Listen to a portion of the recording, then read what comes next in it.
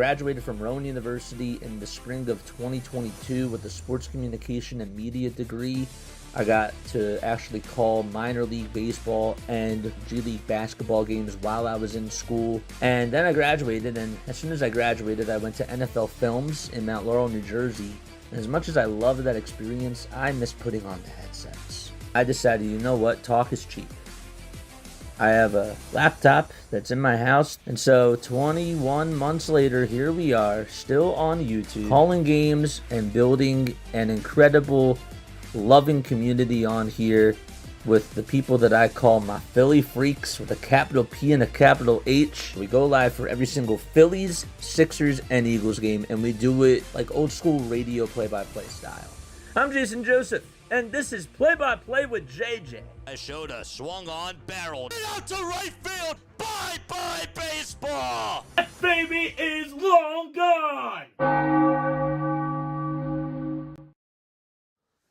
All right, what's going on, everybody? Hopefully y'all are doing well and having yourselves a very, very fantastic day.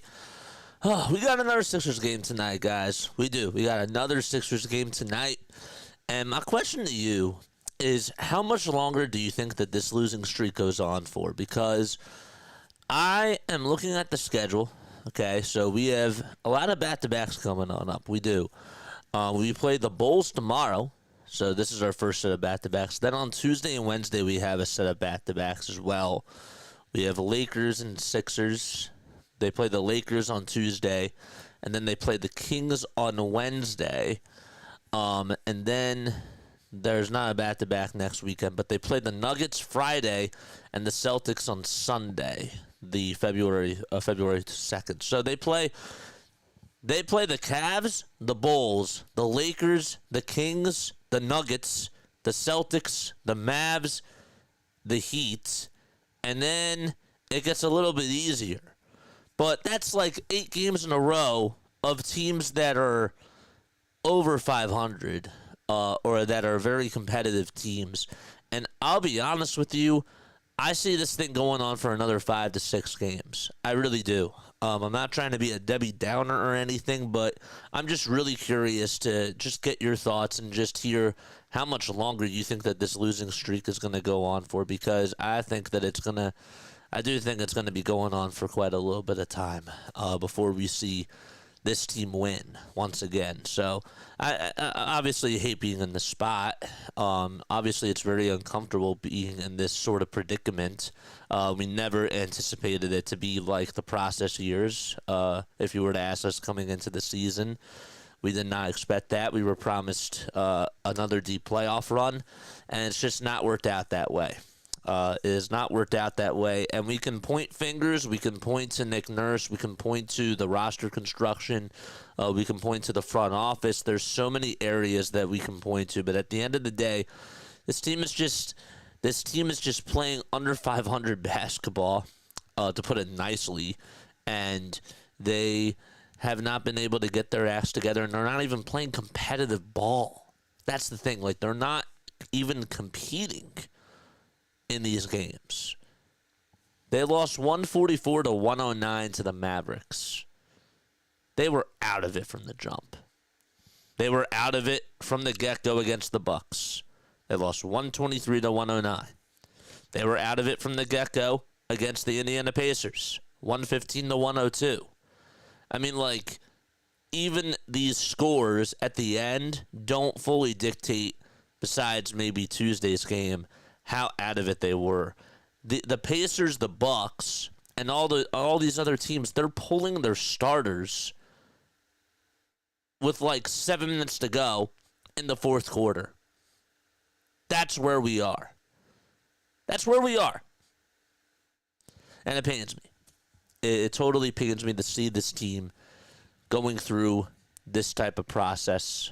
And Nick Nurse has lost control of the locker room, it seems. It seems like nobody's buying in on the messages. I don't know if you guys heard about the report the other day, but according to a Denver beat writer for the Denver Nuggets, for the Denver Chronicle, but she covers the Denver Nuggets through there, and she said on Twitter that she could hear banging and screaming through the walls on the other side, and there was a lot of yelling. So that's where we are. That's where we are. And it stinks. Joel Embiid is not playing. No surprise to anybody. But missing him is honestly another thing. Tyrese Maxey's playing, and I think that we need to have discussions on how to move forward with that. I don't think Tyrese Maxey's a point guard. I've said that for this whole season now, pretty much. He's not a point guard. He's a shooting guard. So they need to get a facilitator around him, a guy that's not 35 years old, a guy that's young, a guy that has a lot of athleticism, and that's the type of person that he needs. Kyle Lowry last year was one thing, but Kyle Lowry this year, dude, has been so bad. Yeah. I don't know what else there is for me to say, but it's such a shame that we are in this spot. I'm watching the Cleveland Cavaliers. I'm watching the Orlando Magic. I'm watching young teams like the Oklahoma City Thunder and the Houston Rockets and the San Antonio Spurs. And why are they at where they are? Because they have a youth. Because they have young, athletic guys who are just basketball players. It may sound so simple, but they're ballers. They can get you a bucket. They can drive it to the hoop. They can jump up for rebounds. They can pass the rock around and be key cogs in these coaches' systems. With the way that our roster is constructed, unfortunately, because we have a lot of older guys who are out of their prime that aren't as athletic as they used to be, it's going to be no wonder why we are where we are.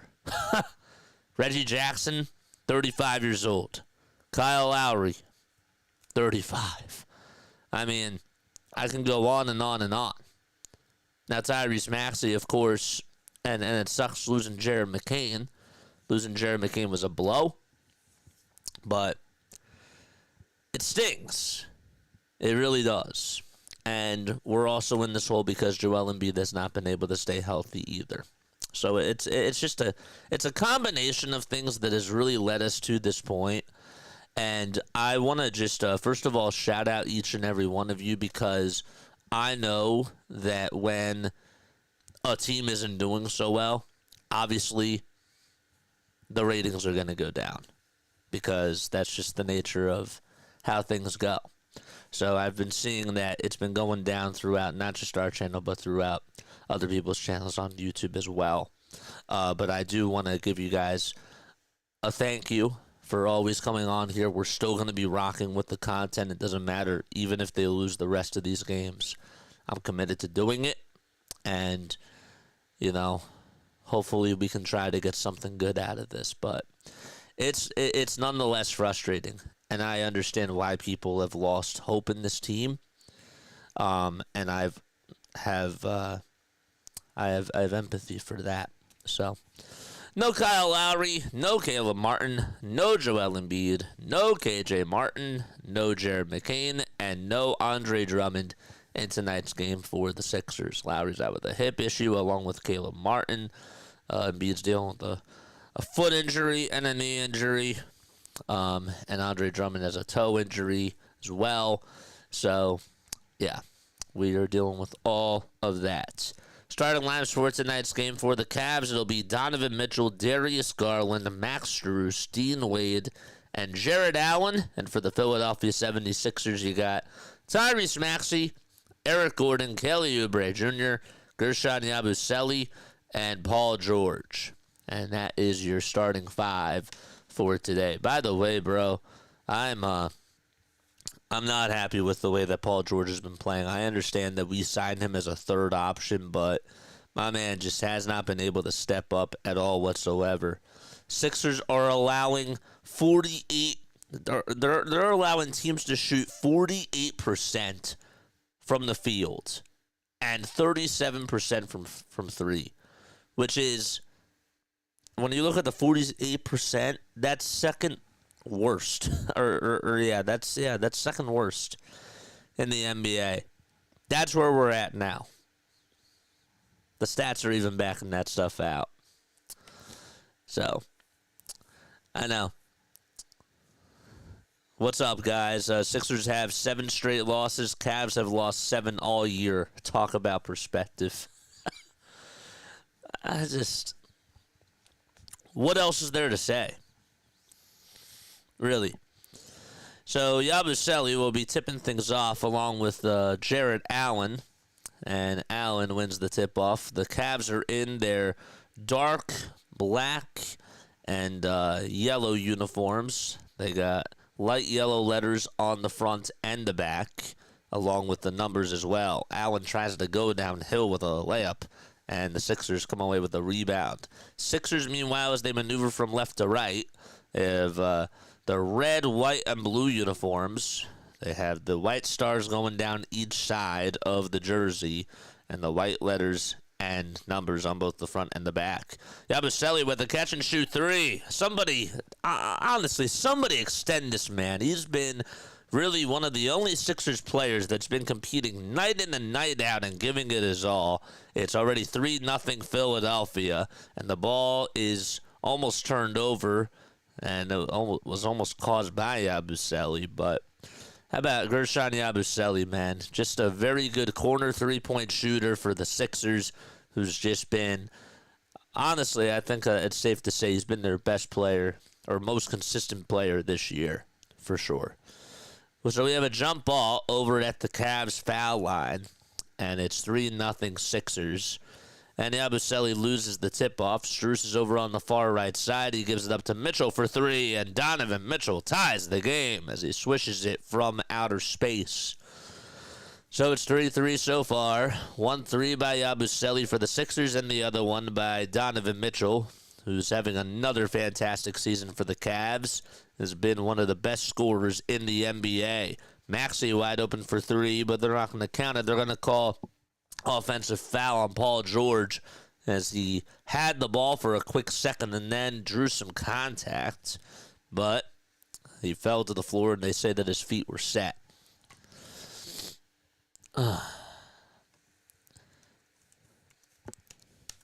This team is giving me allergies. I'm like allergic to this team. Oubre is the one who gets a rebound off of a bad layup by the Cavs. Gordon thought about taking a three-pointer. The ball goes out of bounds as he passed it, and it was intended to go over to Paul George down low in the dunker spot, but it went out of bounds. And another careless turnover by the Philadelphia 76ers. We'll get into the other scores around the NBA in just a little bit, but this Cleveland Cavaliers team, just to put it in perspective, they are 36-7. As somebody mentioned before, they only have 7 losses this year, as Yabusele throws it over to Gordon in the Sixers front court. Maxey lets it fly for 3 and knocks it down. And it's 6-3 Philadelphia, so all 3 buckets in this game have come via three-pointer. Garland kicks it out to Donovan Mitchell. Mitchell behind the back dribble moves, lost the ball though. Oubre on a fast break, 3-on-2. Fast break for the Sixers. Oubre tries to drive it into the lane. He initiated the contact, but did not get the call there. Didn't even finish strong. And Donovan Mitchell gets the rebound. Mitchell trying to go coast to coast on the other side, and he's fouled in the act of shooting by the Sixers. So, yeah, this Cleveland Cavaliers team, they're 15-5 on the road, which is one of the best records, one of the best road records in the NBA. The Sixers are 15-27, and they are 7 games under 500 at home, with a total of 6 wins and 13 losses. So Mitchell's over at the foul line, and the first foul shot is good. Donovan Mitchell averaging 23 points per game this year, along with 4.5 rebounds per game as well, and assists. Mitchell and Garland have the second highest scoring starting backcourts in the NBA, and that's through a minimum of 20 starts.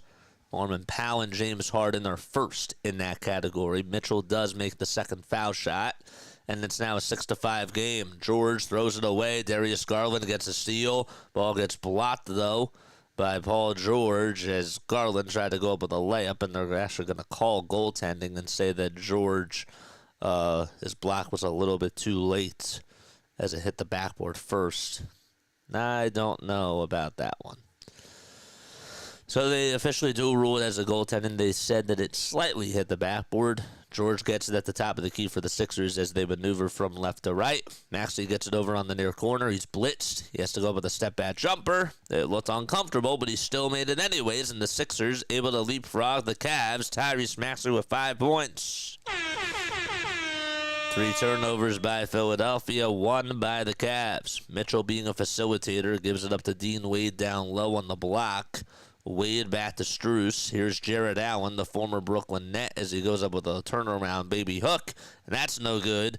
Rebound by Strus. He dribbles out towards the three-point line on the far corner, puts it up, and puts it in. Max Strus, a very good three-point shooter throughout his career. Just putting up a good shooting performance so far. George on a catch-and-shoot 3. In and out it goes, just a little bit too strong. There's only 3 games on today, including the Sixers and the Cavs game. But that's it. Not a lot of NBA action tonight. Mitchell to Garland, one more to Strus for a wide-open 3. No good, and Dean Wade gets by Paul George, gets the rebound, and tips it up and in. They're just not giving any sort of effort on the glass, and it's showing every single night. They're getting out-rebounded, they're getting out-assisted, and they just start off the same way today. George almost lost the ball. He was trying to go inside, and then he dribbled it back outside over towards the three-point line. Yabusele to Gordon, who thought about taking the catch-and-shoot 3. He'll try to go into the lane, and a little how-do-you-do on that layup as he's able to make it. He just was able to hook it over towards his left side, then he got it up and in somehow, some way. Garland tries to kiss it off the window, and he does. It goes down the drain, and a layup is made by Cleveland as they respond. Maxey steps back, lets it fly for 3, and he cashes another one in. Tyrese Maxey, give him 8 of the 13 points scored by the Sixers so far. And with 7:03 left to go, Sixers only down by 1. Mitchell on the far elbow, hands it off to Garland for 3. Garland's three-pointer's way too strong, and Yabusele got the rebound. There is a timeout called, though, on the floor, and it'll be by Philadelphia, and the Sixers will be back in just a little bit of time. Be right back.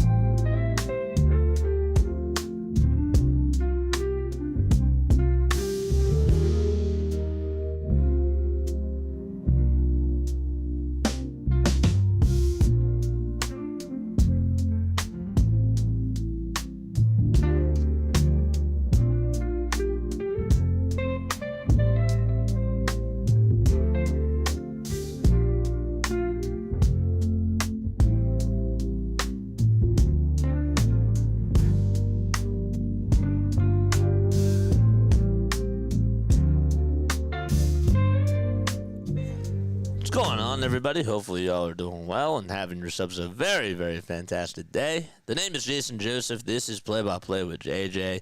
We're on for Sixers, Phillies, and Eagles. Those are the teams that we cover here for Philadelphia. So if you guys enjoy that, and if you guys want to become subscribers of the channel, feel free to just hit that subscribe button. We're also on Twitch as well, and you can go make sure to follow us on that platform as well. Where is the scoreboard? Here it is. All right, so the Sixers do have the ball. George tries to hit a turnaround two, and it was way too short. Rebound by the Cavs. Here's a drive that's no good by the Cavaliers, who tried to respond on the other side. It was Max Strus who tried to take a coast-to-coast. Maxey tries to defend down or play offense down low. It got knocked away by Strus and stolen by Garland. Here's Dean Wade, who tries to get past a screen set by Jared Allen, zips it all the way to a wide-open three-pointer by George Niang, and he hits it from the near corner. Don't forget to like, don't forget to subscribe.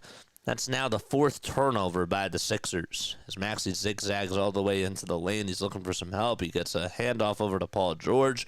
George crosses over about a couple of times. He spins. He gives it back to Maxey. More dribble handoffs as George catches and puts up a three for the Sixers and knocks it down. Sixers, the one good thing about today is that they are shooting the ball pretty well from three. They're 3 for 4 from downtown. Steal by the Sixers off of Maxey's reach-in play. So Maxey reaches in, gives it up over to Oubre, downhill on a drive towards the basket, and he's fouled by George Niang. What's up, Lou? How you doing, my friend? Enjoying NBA basketball. How about the Philadelphia Eagles this year in the NFL playoffs? Dude, I know. We've been covering them, and we'll be covering them on Sunday, obviously. That's going to be really exciting. That's a totally different vibe than this team right now. This team is just giving you nothing. 7 straight losses for this team, and it's just unbelievable. First foul shot is good. Here comes Justin Edwards and Adem Bona, 2 young guys for the Sixers who were taken in this year's draft. Actually, Justin Edwards went undrafted, but he signed with the Sixers after the draft was done. Lou is nervous for Sunday. Yeah, I'm nervous too, man. I am. I'm not going to lie. You know, there's a lot of people on sports talk radio or even on the podcasting airways that say, "Oh, we shouldn't lose this game," and I'm not there. I'm really not. Second foul shot by Oubre. It's good. Excellent. Here's a three by the Cavs on the other side. It's Ty Jerome who hits it from 25 feet. It was a step-back three-pointer. And it's 20-18. Sixers down by 2 with 5:05 left to be played. Maxey zigzags into the lane, goes up with a runner, in and out it goes. Offensive rebound and a throw-down slam by Adem Bona, and we're tied at 20 apiece.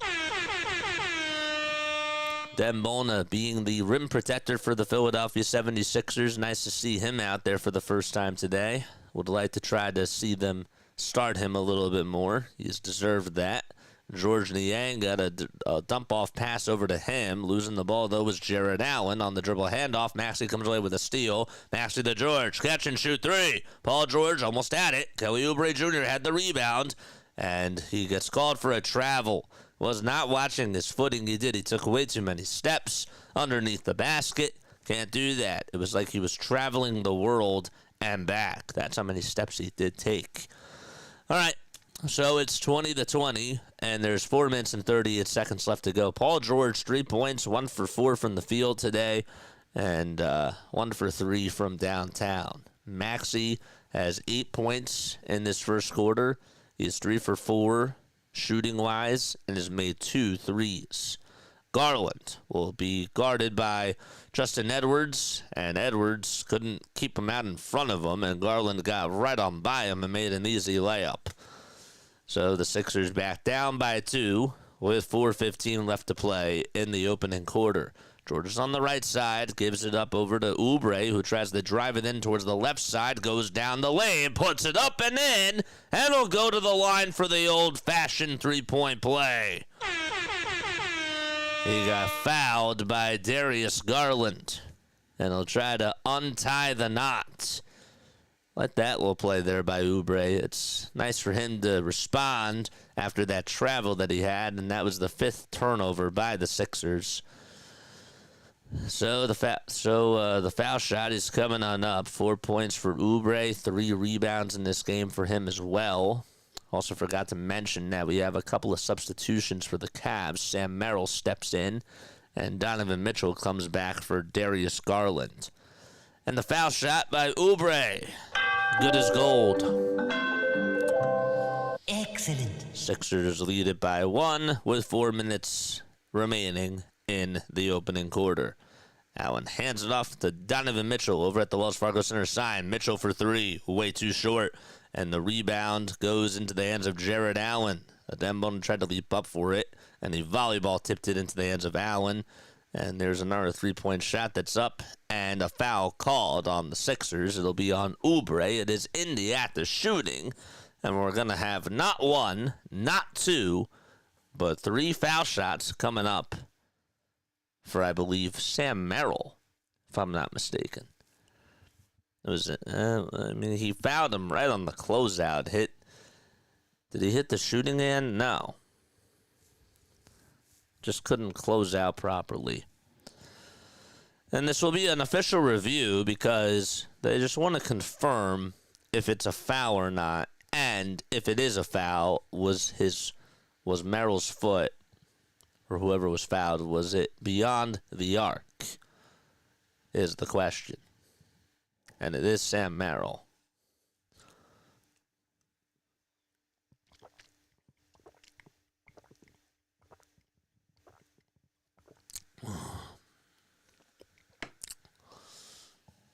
We got the Flyers on tonight, right? Flyers play tonight at 7:30 against the Islanders.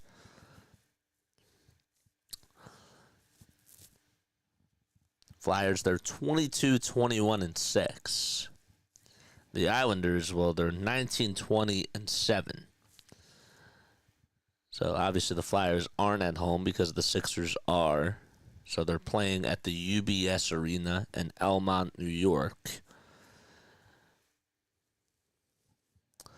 So they're still reviewing this to see if whether or not it is a foul. And let's see what the verdict is.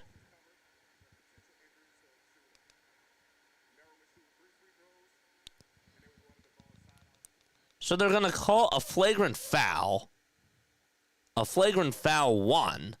on Oubre. Now, what does that mean? They're going to have him shoot 3 free throws. And does that mean that he gets the ball back too? I mean, there was no sort of contact to the face. Not that I saw. And yeah, so he's going to go to the line and shoot some free throws here. The first one is good. Calls over. Yeah, so it's a flagrant foul. They get 3 free throws and the ball back. The second foul shot is good, and the Cavs have the lead again. It's 24-23. Lou says, I've been watching the Australian Open.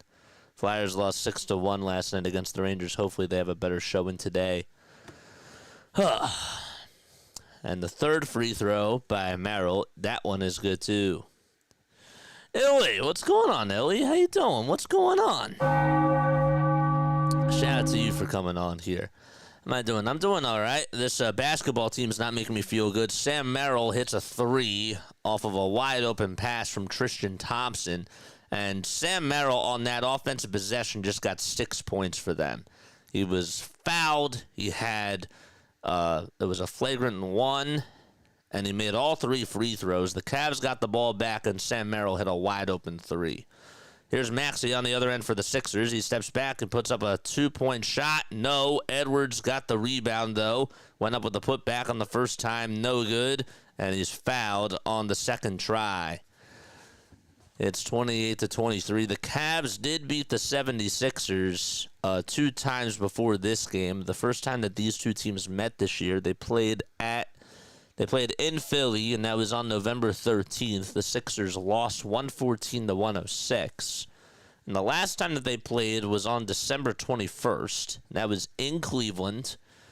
And the Sixers were not able to win that game. They lost 126-99. Illy, how are you doing? How are you doing? This basketball team is nauseating.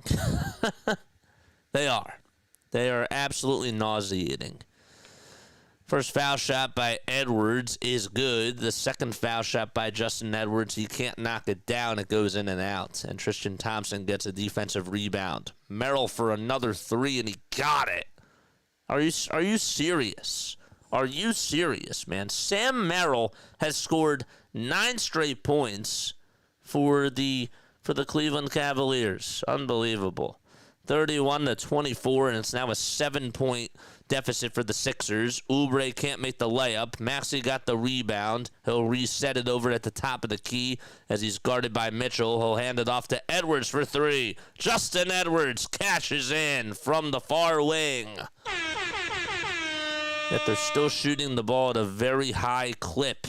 Oubre got the steal off of the bad dribble move by Donovan Mitchell. Edwards thinks about taking the 3 again, drives it into the lane, lost the ball, and it'll be Cleveland basketball, I believe, with 2:17 left to be played. Cavaliers will actually call a timeout. And they're going to rule it for now as Sixers ball. Huh. So Sixers will be back in just a little bit. Yeah. Nice job, Sixers. Reports Daryl Morey may be fired soon. How does a guy supposedly obsessed with analytics build the oldest and shortest team in the NBA? It's not even just that, dude. It's how does he draft well and just, like bring in these older guys. But how does ownership allow him to do this is the question. That's the question. How does the people at the top, how do they allow for this to happen? They signed Joel Embiid's big check. They signed Paul George's huge check. Like, how does this stuff happen? They are, but I love them. Through the highs and the lows, I'm just happy to see the boys ball, man. No, I understand. I totally get that. And I'm here through and through. You know, I'm not jumping off the bandwagon. That's never been who I am. But it's not easy. And, it makes me think about the process of years. But it also makes me realize, too, how even though we haven't been able to get a chip out of this, would you rather watch competitive basketball than watch this? That's the question I have for you. What do you think about that down below? Would you rather watch this or would you rather watch competitive basketball? Is my question. I think that if we're doing something like this, it better be for the right reasons. You know? We tried to do the process, and that never worked. Morey chases names like PG and Harden. He can't build a team. Remember the Rockets' 27 straight missed threes in the conference finals in Game 7 and refusing to change the strategy. Yeah, of course I remember that. And people want to say, oh, well, Chris Paul didn't play in that game. And that was a factor as to why they ended up losing. But, ultimately at the end of the day, if you're just living and dying by the 3, it comes back and it bites you. You know what I mean? This tank won't get us anywhere, says Lou. I think that we're stuck any way that you look at it. I really do. They're not even trying to tank on purpose, and I can see that.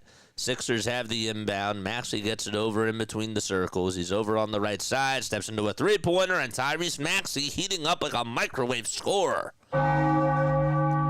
He's 3 for 3 from downtown. Give him now 11 points, 1 rebound, and 2 assists as the Cavs respond on the other side with a little floater.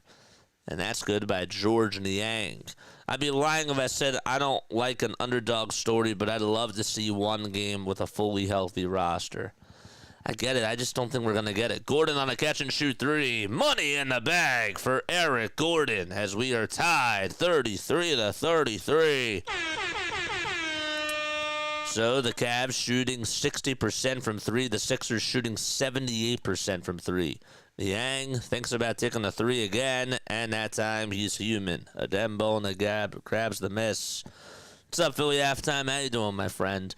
Maxey takes it over towards the right side, goes over towards the foul line. He's blitzed and double-teamed. And now Edwards for three. Everything going in for the Sixers right now as Justin Edwards gives the Sixers their first lead in a little bit of time. 55 seconds left to be played here in the first quarter as Mitchell will try to zigzag through the lane, goes up with a floater. That's off the mark. And Tristan Thompson loses the ball. No Evan Mobley in this game as Thompson can't get the rebound. 12-2 run the Sixers are on over the last 2 minutes. Maxey drives it into the lane, scoops and scores, and the Sixers do lead it by 5. It's 38-33 with 35 seconds left to be played. And Merrill gets it over on the left side of the wing in Cleveland territory, gets his defender Edwards to buy it on a pump fake, and he traveled with the basketball, picked up his pivot foot, and it'll be Sixers ball with 27 seconds to go. There's Kenny Atkinson, who is the head coach of the Cleveland Cavaliers. He has to be very happy with his crew this year. Atkinson was at one point the coach of the Brooklyn Nets. And then when they got Kevin Durant, Kyrie Irving, and James Harden, he was the scapegoat and ended up getting fired. And they hired Steve Nash as their head coach. And now he's on the Cavaliers, and he's been doing a very good job coaching this crew of basketball players. 19 seconds left to go in the first quarter, about 5 seconds differentiating the shot clock from the game clock. Maxey dribbles over towards the right side. He wants to cross on over Ty Jerome, and we have a foul called, and it'll be on the Cavs with 5 seconds left to go. 5 seconds were left to go on the shot clock. 8.9 seconds are now left to go in the first quarter. Guerschon Yabusele will enter back in for the Sixers, and Maxey will shoot a free throw, and that's good. It was a defensive 3-second violation.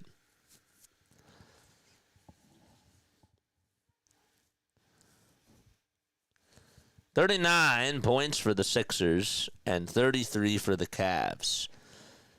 Maxey will inbound it over to Yabusele, and Maxey gets it back at the top of the key. 5 seconds left to go. Maxey for three for the Sixers. Off the mark. Rebound by Thompson. 1 second left to go. Ty Jerome with a half-court prayer. It's up. It's off the front of the rim, and that'll wrap things up in the first quarter. Sixers do win the quarter, and they put up 39 points. They shot the ball extremely well from three. They were 8 for 11 from downtown. That's the best shooting performance that they've had in the first quarter in probably about 3 weeks. So we'll see what's in store for quarter number 2, but the Sixers do lead it by 6. What's up, halftime? How are you doing? What's up, Asia? I'm going to say this again, okay? For those of you that missed this, because you're probably going to ask me again, what do I really think about this team? And I'm going to say what I've been saying ever since December. Okay, they're not a playoff team. They're not competing. They're not playing competitive basketball. Today, what are they doing well? They're shooting the three balls well. They're still not rebounding at a very high rate. They're getting out-rebounded every single night. And when the three-point shots aren't going in, they lose. That's the identity of this team. And they can't stay healthy either. But I don't want to fully use that as an excuse, because you would still think, like every year, when we had Ben Simmons, guys, you know what I noticed? When Ben Simmons was off the court and when Joel Embiid was off the court, or if we were missing like a top-tier player, the team came together and they still played hard and competitive basketball. This is different. They're not competing right now. They're not even competing right now. That's how bad it is. I figured we were going to get here. But yeah. It's not just because of size, though, Lou. Sure. Are they shorter? Yes. Are they not as athletic? Yes. But rebounding is all about effort, bro. It is. It is. You got to put in effort to rebound. Right now, our best rebounder is Guerschon Yabusele. Some people think that Embiid is sitting out to get traded. Where's he going to get traded to? He can't get traded this year. You have to trade him in the offseason because he signed that extension. That's why you can't get rid of him.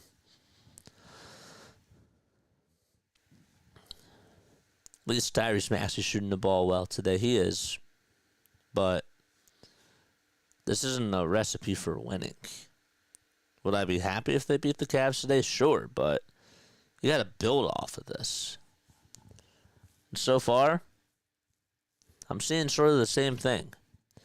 Gordon hands it off over to Paul George as the Sixers will have the ball first because they lost the tip-off. George goes up with a step back two, doesn't even go for the rebound, and it lands into the breadbasket of Donovan Mitchell. Mitchell gets the rebound. Mitchell steps back, puts up a three-pointer. Just too easy for Donovan Mitchell, and it's now a three-point ball game. Donovan Mitchell able to hit it from 25 feet as he sinks it from the top of the key. And Dalton Jr. is out there for the Sixers for the first time today.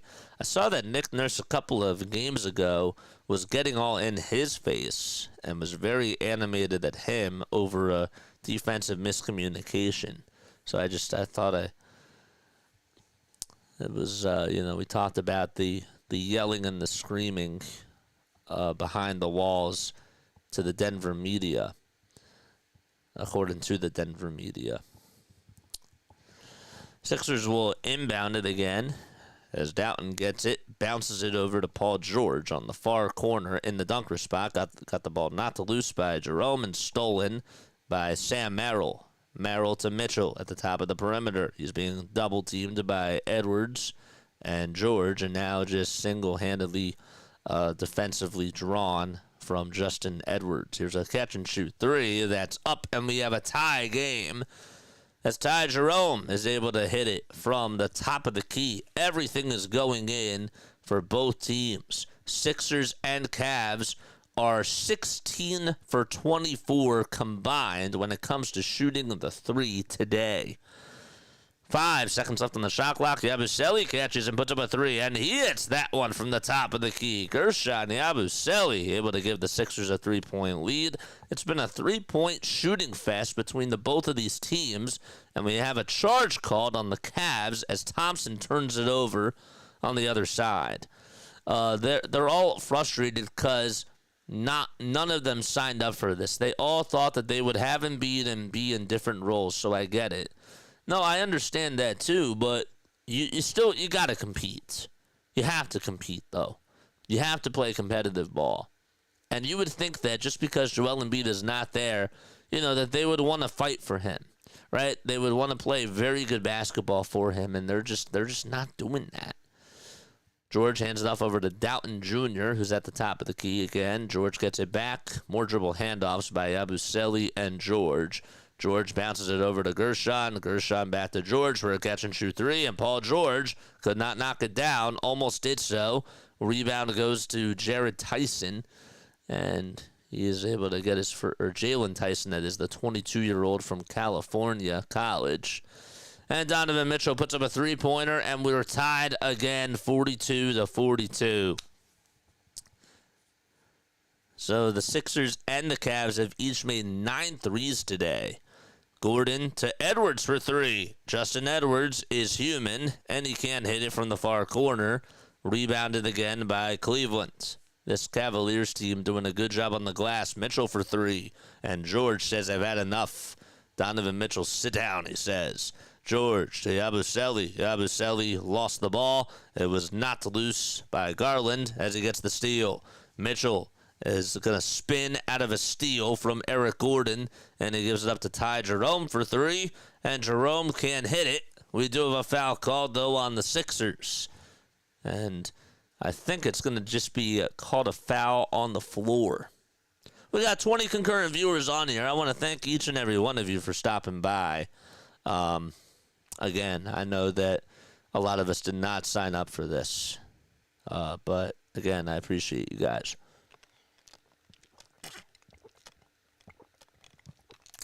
They just called a foul on the floor. And we have another foul called on the Sixers, just with about 2 seconds after the ball was inbounded. Sixers have turned the ball over 7 times. Cavs have turned the ball over 6. It still feels like the Sixers have more turnovers, though. Both teams do have 12 rebounds as well. 9 minutes left to be played here in the opening half. Mitchell on the drive to the basket gets it rejected by Eric Gordon. Here come the Sixers on a fast break. Gordon tries to go coast to coast, goes up with a shot. It's rejected by Thompson. It goes out of bounds, and it'll still be Sixers ball. Like, subscribe, and turn on those notification bell icons, and that way you know when we go live. No, you are correct. You got to be pro and you got to compete. Yeah, absolutely. I feel like even last year towards the end of the season that the Phillies just weren't even competing on offense. I didn't feel like they were putting up competitive at-bats. And this is sort of like the same thing here, you know? But it's not good to watch. The pitching was competing and playing at a very high level, and Harper and Castellanos were, but nobody else was.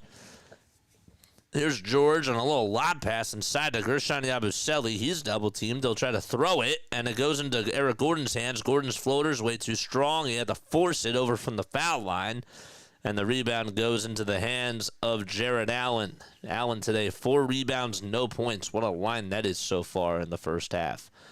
There's a drive over towards the hoop. It's Ty Jerome who gets it, and he's fouled by Justin Edwards. Wow. So Oubre is over at the scorer's table, and he's looking to sub back in for Justin Edwards. And Edwards, we talked about it a little bit. He's 21 years old, played for the Delaware Bluecoats, who were the G League team of the Philadelphia 76ers, was signed on a 2-way contract with them and the Sixers after going undrafted. He's from Philadelphia as well. And he's 6 feet 7 inches tall, weighs about 203 pounds. So the first foul shot's good by Ty Jerome, and he knocks down the second one as well. And Cleveland back out in front. Gordon for 3 for the Sixers. He connects. And we have a back-and-forth seesaw of a ball game, 45-44, as Eric Gordon hits his second 3 of the ball game. Garland in between the circles, dribbles over towards the right side of the wing, gives it back to Dean Wade for 3. Too much mustard on that one. The ball goes out of bounds, and as Oubre tried to leap up for the rebound, it went off of Tyson's hand, and therefore the verdict is Sixers ball. So it goes out of bounds. Sitting in the shade, sunny summer's days in Sydney. Oh, wow. Well, let's see. This is tough. If they wanted to review that, that would probably go either way. I don't even know if they'd have enough evidence to overturn that call. That's how close it was. George gets it over on the far elbow. Now dribbles over towards the near corner. He's double-teamed. He has to throw it, and it goes way over the head of Kelly Oubre Jr., and the Sixers with a terrible offensive possession again. It just seems every single time you're watching them on offense, it's the same thing. Dump it off to somebody else, and then just force passes. Like, don't be creative is essentially what they're doing.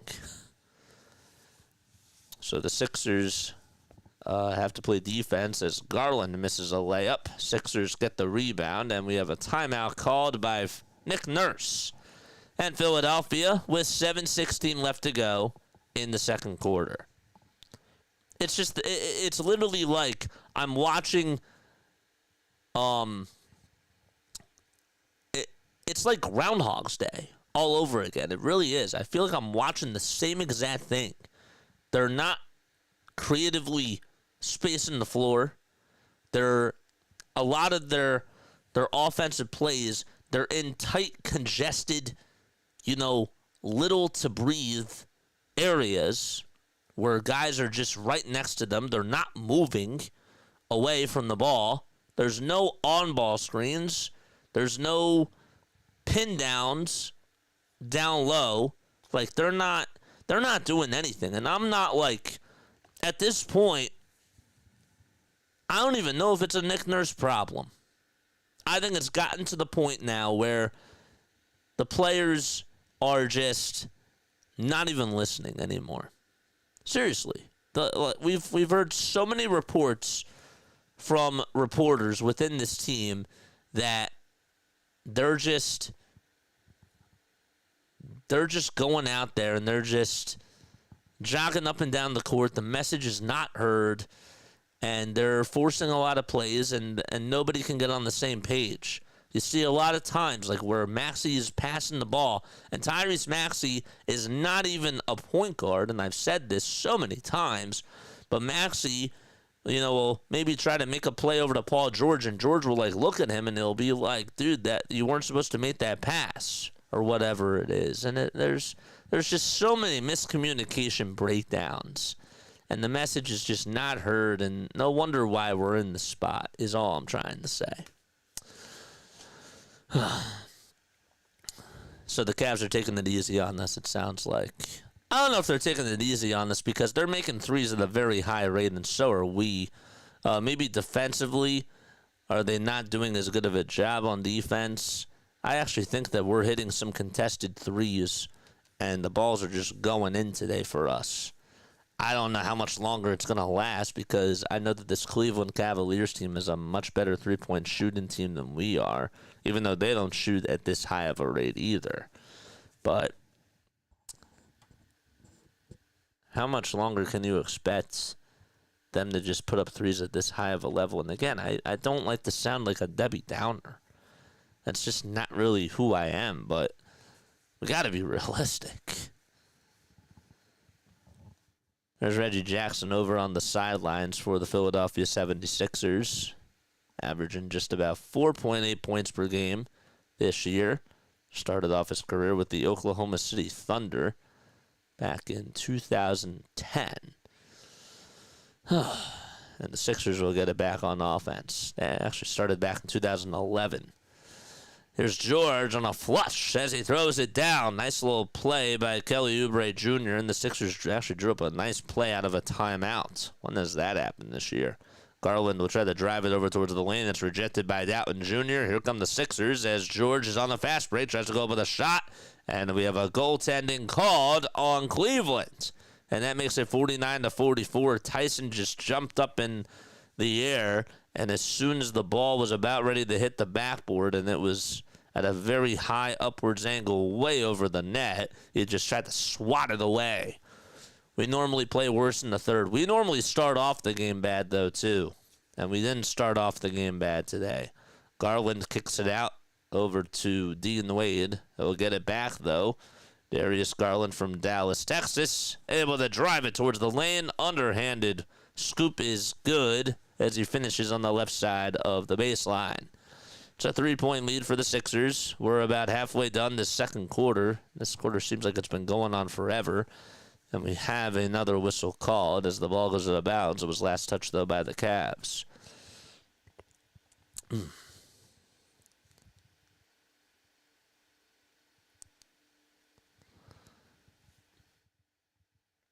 The Sixers have played 229 times against the Cleveland Cavaliers throughout their history, and the Sixers have won 118 of those matches. They're 118 and 111 in those 229 regular season games. 1 second left on the shot clock as the Sixers get the inbound. Yabusele goes up with a turnaround runner, and it's rebounded by Cleveland. 5:53 left to be played in the second quarter. Don't forget to like and subscribe, folks. Let's get to 50 likes. Hit that thumbs up button if you're tuning in on Twitch. I appreciate it. If you're tuning in on YouTube, I appreciate that as well. Another whistle called. more whistles from both of these teams as the ball is out of bounds. The Sixers have lost, where is it?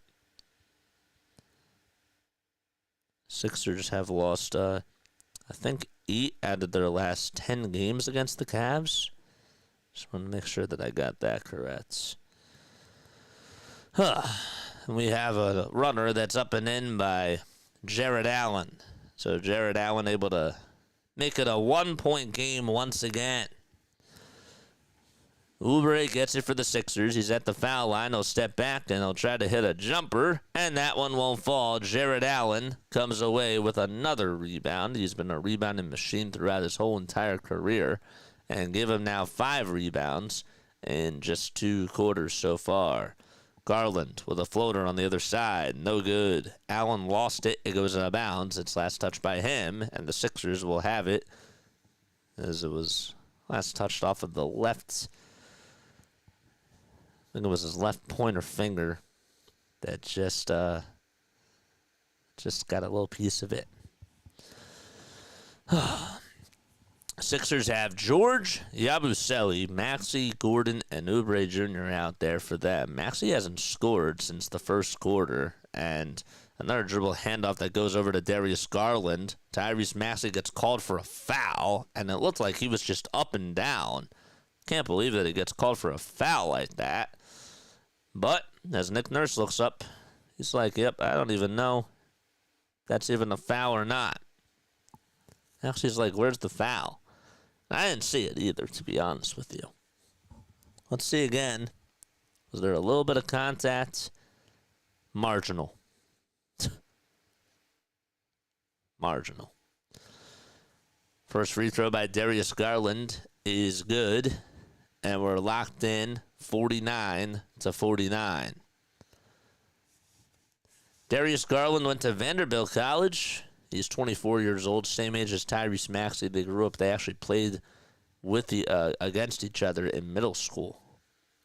Garland averaging 21.2 points per game, which is 33rd amongst the NBA, amongst other NBA players. Cavaliers now have a 1-point lead as Garland makes 2 free throws. George over on the near elbow. He wants to try to drive it over Sam Merrill. He pump fakes. He tries to go up with a turnaround jumper, and he gets the friendly roll. So Paul George able to give the Sixers the lead once again as it bounced 3 times. Garland's floater, that is just unguardable. You can't stop it when he just goes into the lane and just puts it up with his right hand. It's not a layup. They call it a teardrop in the NBA. Maxey with a little drive over towards the basket and a kick out to Oubre. Oubre loses his dribble, gets it rejected again by Darius Garland and Justin Edwards. He double dribbles and another Sixers turnover. He did. He got the rebound, and then he took 2 dribbles, and then he pump faked, and he picked up his other foot, so he traveled anyways. So that was sort of a double violation. Can't do that. Garland with another floater inside. It's knocked away and rejected by the Sixers. Maxey hits it for Philadelphia. Edwards at the foul line. A kick out to Oubre for 3. Kelly Oubre Jr. knocks it down. And it's a firework from the near quarter. The Sixers shooting 69% from 3. They have made 11 out of 16 3-pointers. It's just unbelievable. Merrill loses it, and Allen tries to put it up and in, grabs his own rebound, and he has his way anyways. I mean, there were 3 Sixers that were out in front of him, and yet nobody could get the rebound. Nobody even wanted to go up there and even just jump up for the board.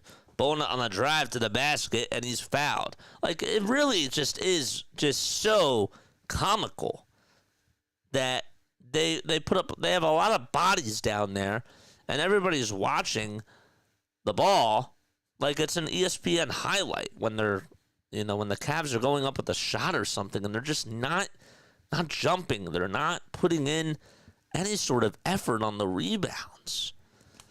Cavs call a timeout with 2:58 left to be played in the second quarter. That's where we're at, guys.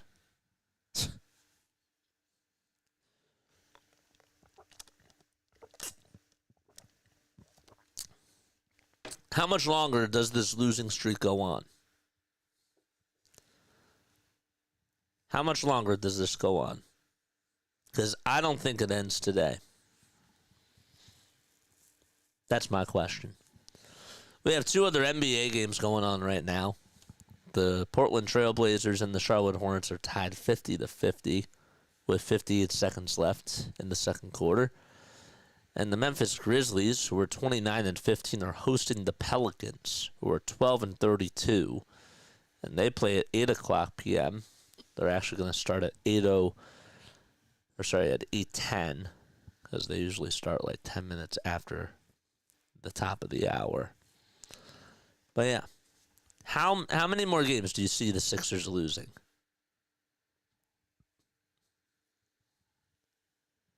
On this streak is what I'm trying to say.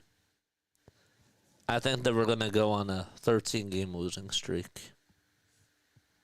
I do. I think that this is going to occur for at least 6 more games. But what do you guys think? Comment down below.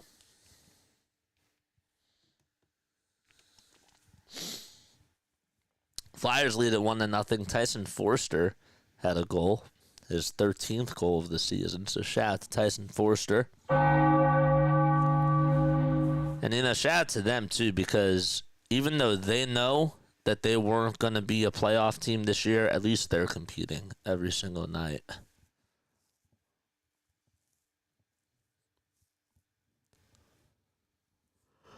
Oh, unbelievable. We got 4 concurrent viewers over on the vertical stream. That's pretty cool. 3 minutes left to be played in the second quarter.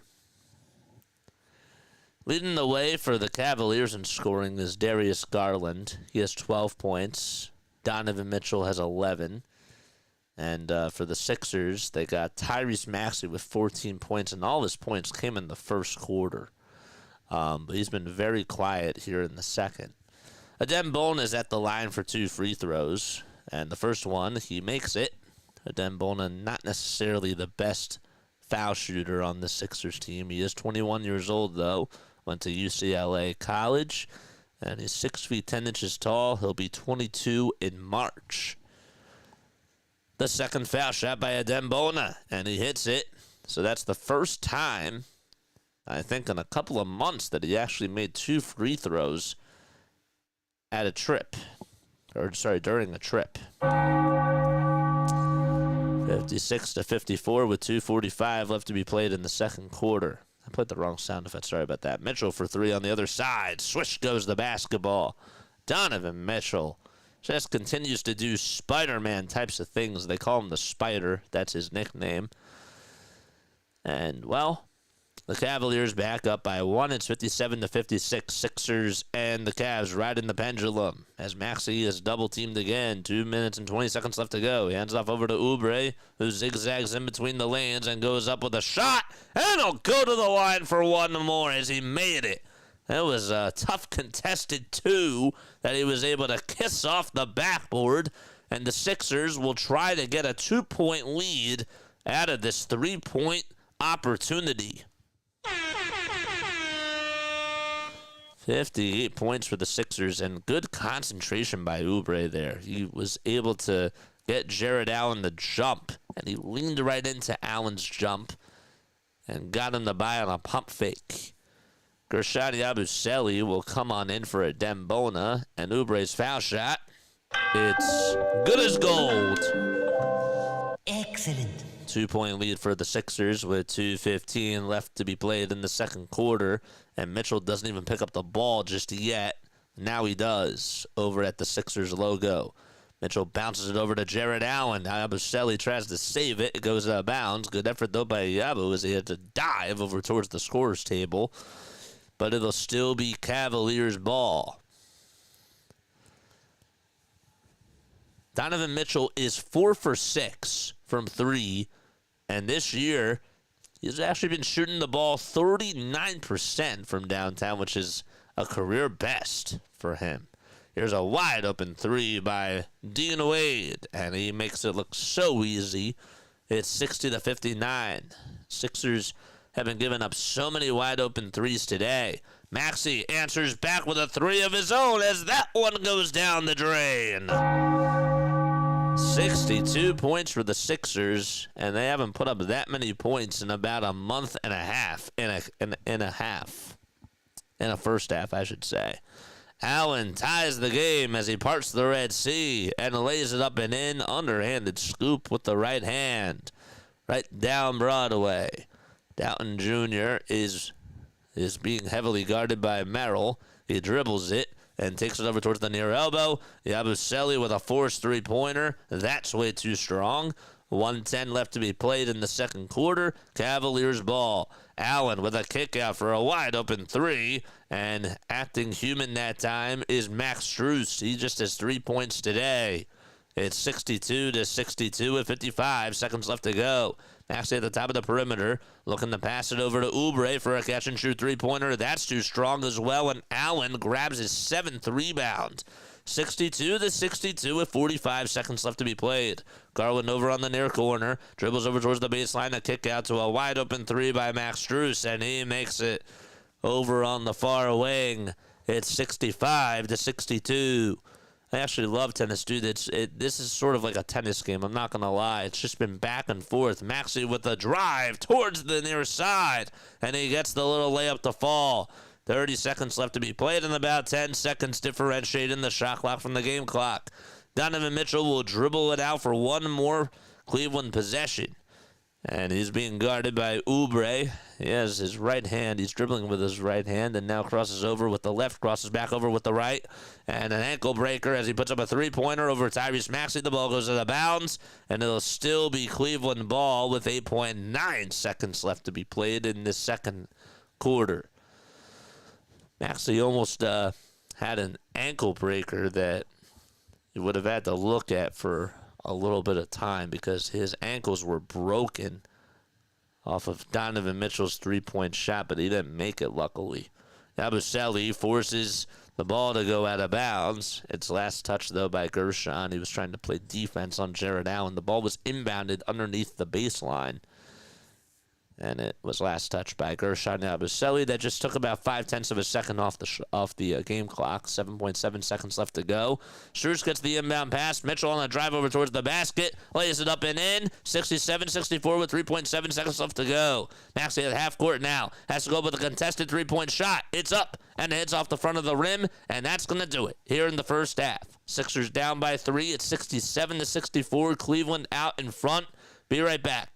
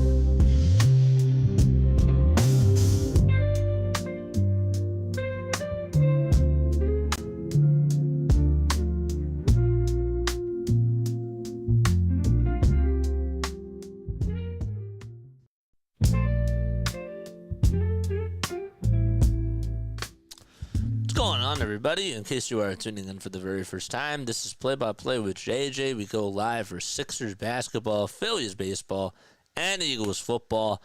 And I guess that where we got to start with our halftime show today is that the Sixers, although they are on although that they are on a 7-game losing streak, they are shooting the ball very efficiently today. They put up 64 points in that first half. They shot the ball 52.5% from the field and were 12 for 20 from 3. And they have been competing at a high level today because they're making their threes against a Cleveland Cavaliers team who is the best team in the NBA. They have the best record in the NBA, and they've been playing very, very good basketball throughout this whole entire year. So they're playing very well in this game, and that is something that is absolutely nice to see. But can they sustain this is the question as they go into the second half. And only time will tell for sure, but I'm just my biggest takeaways from this game are that, yes, we're shooting the ball well from 3, and yes, Tyrese Maxey had a very explosive first quarter. He did. He played very well in the first quarter, and that was nice. But I think that when you watch the game and when you say to yourself, well, they have 64 points, I think that this Cleveland perimeter defense has just gone very stagnant. I see that the Sixers are getting, in the second quarter specifically, Yabusele hit a couple of wide-open threes. Eric Gordon had a couple of wide-open three-pointers that he was able to knock down. They're just not playing very good perimeter defense. And are the Sixers really doing anything creative offensively for that to happen? Not necessarily. Did they run some more plays, and more sets in that second quarter? They did. They actually went back to a zone. The Cavaliers, they did. They went back to a zone defense, which I thought was interesting. They were playing man-to-man, and then they went back to zone. They played 3-2 zone defense. But overall, the Sixers have done a pretty good job in this game. Are they getting enough rebounds? I mean, they really haven't been having to get a lot of rebounds in this one because they're making a lot of threes. And it's been nice. It's just, if this game were to occur after Christmas, because of how hot they were after Christmas, we're feeling really, really good about this game. But because they're in this downward funk and have been playing basketball where they've been playing so bad where they're getting blown out almost every single game, we feel the way that we feel about this team because of that. So that's just the nature of it. I want to ask you guys, though, a legitimate question. And my question to you guys is, what does Daryl Morey need to do at the trade deadline? And this is an honest conversation. Are we trying to tank? Are we trying to sell the team? Are we trying to rebuild this thing? Or are we trying to still, quote-unquote, go for it? Like, what needs to be the message? I think, personally, if you were to ask me, we have to try to find a way to get an asset for Eric Gordon. If we can get a second-round draft pick for Eric Gordon, I think that that's honestly a win. Eric Gordon's been playing much better basketball. His stock has gone up. He was not shooting the ball well from 3 before. So I think that you got to try to find a way to trade him at the deadline. I do. Do we have to trade Oubre? Do we have to trade Yabusele? As much as I love guerschon Yabusele, and as much as I want him on here, I think that the best thing that you got to do is you got to get assets for him. Because if you're going to want to rebuild this thing and you want to put together a very competitive team, I think that in regards to with the way that this roster is built, we got to build towards the future. We're not competing for anything right now because it all depends every single year. It all depends on the health of one guy, and that's not fair. And at this point, he can't even fully stay healthy for this year. So they need to fire Morey. They got to fire Nurse. They got to trade everyone, and they got to start over. And what do you mean by start on over and trade everybody? Because I think that you got to build around Maxey and McCain. That's where I am. Because some people say, well, if you want to start on over, that means getting rid of Maxey too, because Maxey is a max contract player. So, again, I'd like to hear what your thoughts are about that. Picks. Try to get Harris to sell the team, but he probably won't. Yeah. I just don't see how this team is even going to be in a play-in tournament. I don't see it. I really don't. And at this point, the best thing for them to do is shut Joel down. Shut him down for the rest of the year. When he came back in the playoffs, something never even looked right to begin with. I thought that they got him back way too soon. I figured that the knee was going to bother him. And then he plays in the Olympics. He signs the big contract extension, which I still don't understand how he let that happen. And then he's just not fully healthy. Like he's not playing in back-to-backs this year, he says, and then when he does play, he looks very out of shape. He looks like he's washed in the very first couple of games, and it's hard for him to jump. So just shut the man down. Shut him down, get him ready for next year, and that's just the hard truth. It's the hard truth. I love Joel Embiid. I've been such a huge supporter of Joel Embiid for so long, ever since he's been with the team.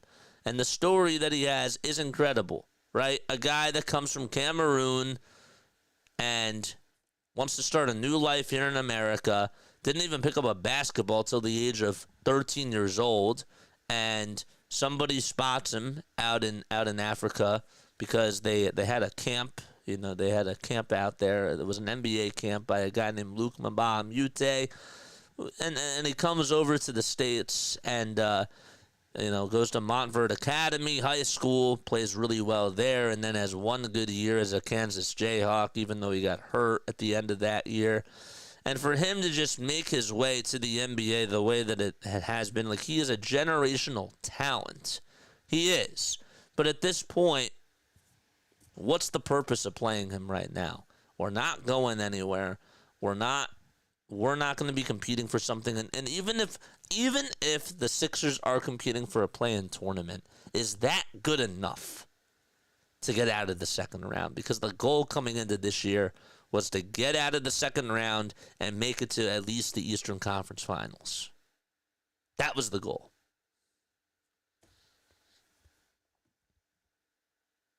It sucks.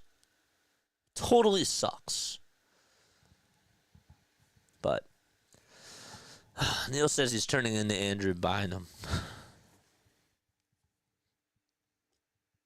He's just fragile. He's so fragile, man.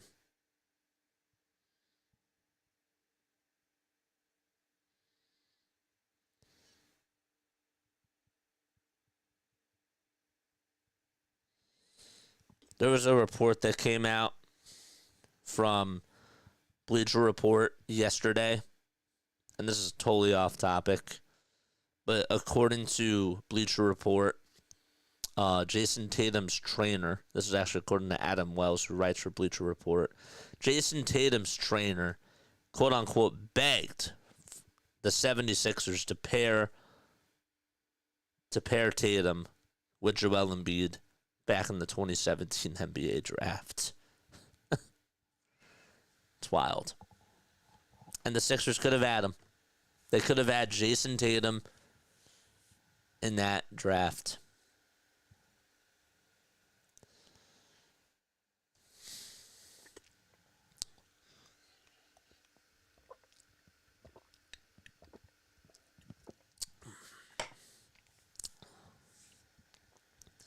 Can we even blame Nick Nurse for the Sixers' failures?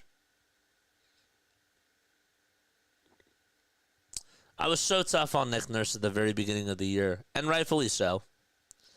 But I think it's gotten to the point where there's a lot, there's so many more issues that are going on. No one's being straightforward with the fans. The message is not clear to the players, and they just don't have a competitive team. loses, I don't even blame Nurse at all. I blamed him at the beginning of the year for not being able to like run set plays. But now I think that it's not. It goes so much further than just schematics and X's and O's. But now it's at the point where he can't even he's frustrated now. And Nurse, I think, actually has a lot of patience and usually gets behind his players. You can tell from the press conferences that he's so mentally drained. I mean, at one point, I thought that during his last press conference, I thought that he was going to resign. I really did, because he looked like a total zombie out there. I don't know when Joel's coming back. I mean, he was keeping answers short. Like, he used to give so many long answers. And yes, you can correlate that to the team's play, but he just looks so checked out. It's not even funny at this point. He looks lifeless because what else can he do? He looks so exhausted. He looks so out of it. And the body language says it all. And honestly, what's really even funny, well, it's not ha-ha funny, but when you really do think about it, a lot of times, like during the early part of this year, or even throughout last year, the NBC crew, the NBC Sports Philadelphia crew, whenever they would do Sixers games, they always showed Nick Nurse whenever he was animated over on the sidelines. I've noticed that as the season has gone on, they're not doing that. And the reason why is because he's not really showing as much facial expression out there. And he's just sitting over on the bench some of the times with his arms folded. That says a lot. It says a lot. So, I don't think he signed up for this. And again, I'm not like scapegoating him for everything, but this is out of his control. That's where it's gotten. All right, here we go. We start off the second half here as the Sixers, they do make a bucket, and it's now 67-66. So they got the ball first, and they were able to make a two. Here's a three-pointer by the Cavs, and that's good. So George hit a 22-foot pull-up jumper, and then Darius Garland made a 28-foot three-pointer, and it's now 70-66. This team is tanking, says Neil. Sixers turn it over as George is a bad pass, and it's stolen by Dean Wade. Wade to Allen down low, and he gets called for a travel, and it'll be Philadelphia basketball. By the way, the Islanders just scored 2 goals towards the end of the first period of the Flyers game. So it's 2-1 New York as they're at the end of the first period. Maxey back out there for the Sixers, and we have another whistle called as soon as he got the inbound pass, and it's going to go against Cleveland. Yeah. Where do you start? Like, where would you start your rebuild, guys? I think it starts at the trade deadline. I think that the first person on the go, and I hate to say it, it needs to be guerschon yabusele. I love the man, too. Maxey will try to float it up and in, and he does. Good job by Tyrese Maxey as he makes an underhanded layup. And it's a 1-point ball game now, 70-69. Wade catches it over on the near side, hands it off to Allen, and Allen's floater is up and in to make it 72-69 Cleveland. They're still in the driver's seat. Oubre, Yabusele, Gordon, Maxey, and George, the starting 5 for the Sixers. That's who's out there right now.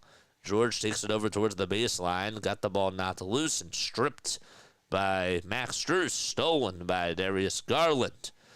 Garland back over to Wade. Wade to Garland for 3, and Darius Garland can't get it.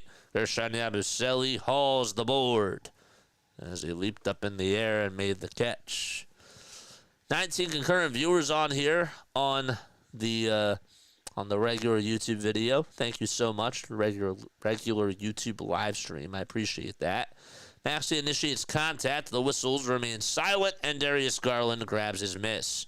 Garland, being the facilitator, got the ball knocked loose and stolen by Paul George. George, 2-on-2 basketball, gives it back to Maxey for a catch-and-shoot three. That spelled trouble as soon as he shot it, but offensive rebound by yabusele. Yabusele, the oubre for three on the other side. No. And the Sixers can't cash in a three. They had two chances to do so, and Darius Garland comes away with the board. Garland to Mitchell, good backcourt duo, and Mitchell hits a wide-open three. You can't leave him on an island. You can't do that. He's hit 5 wide-open threes today. 5 for 8 is from beyond the arc, and every single one of his shots from 3 have been wide open. Just put a body maybe on him. I don't know. Yabusele goes up with a turnaround runner. Didn't get a foul call there, and it's still a 6-point lead for Cleveland. Mitchell down the lane, gets past Maxey, and makes the layup as well. Too easy. It's an 8-point lead with 8:45 left to go. And already a 10-5 run by this Cavaliers team. The Sixers are just allergic to defense. And we have a timeout called by Nick Nurse with just under 3.5 minutes of play in this third quarter so far. This team is just so lifeless, says Neil. They are.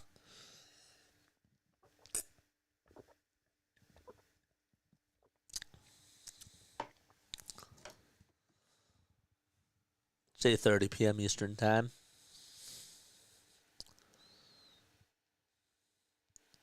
My man Embiid is getting paid $51 million this year.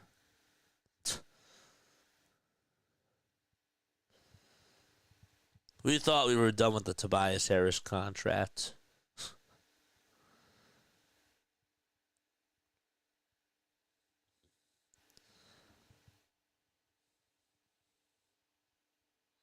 Next year he gets $59 million. In 2027 he gets $64 million. And then in 2028 he gets $69 million, bro.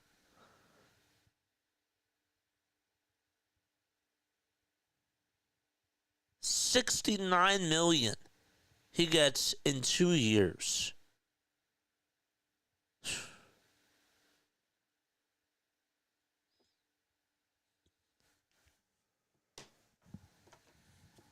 Wow. I'm hoping this isn't like a Ryan Howard contract when Ryan Howard got so much money from the Phillies at the time. I'm really, really hoping that that's not the case. But it's starting to look like it.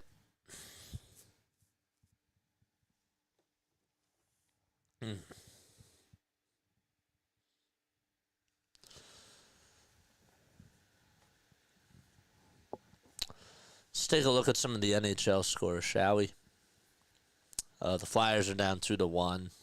The Stars and the Golden Knights are tied 1-1 at the end of the first period. Lightning have a 1-0 lead against the Chicago Blackhawks, and they're more than halfway done the first period.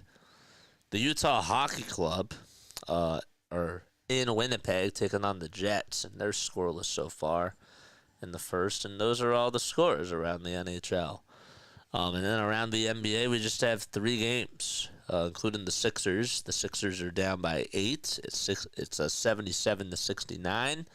The Trailblazers are winning in Charlotte. It's 61-59 there with 6:50 left in the third quarter. And then the Pelicans and the Grizzlies have 2 minutes remaining in the first quarter. The Grizzlies lead it by 7. DeJounte Murray has scored 15 of the 24 points by the Pelicans so far. Sixers try to put up a three-pointer. That one won't fall. Donovan Mitchell gets the rebound. Mitchell facilitates it down low to Allen. Allen throws it away, though. He tried to give it back to Darius Garland over on the near side of the three-point line. And Kenny Atkinson claps over on the sideline and says, get back on defense. Easy Up Gamer says, dude, it absolutely is. Dude, I can't believe how much he's getting. How do we do this, dude? I thought we were off of the Tobias Harris contracts, bro. Yabusele gets it over on the far elbow. Now wants to bully his way down low. Gets double teamed, and he's fouled as Jared Allen sits right on top of Guerschon.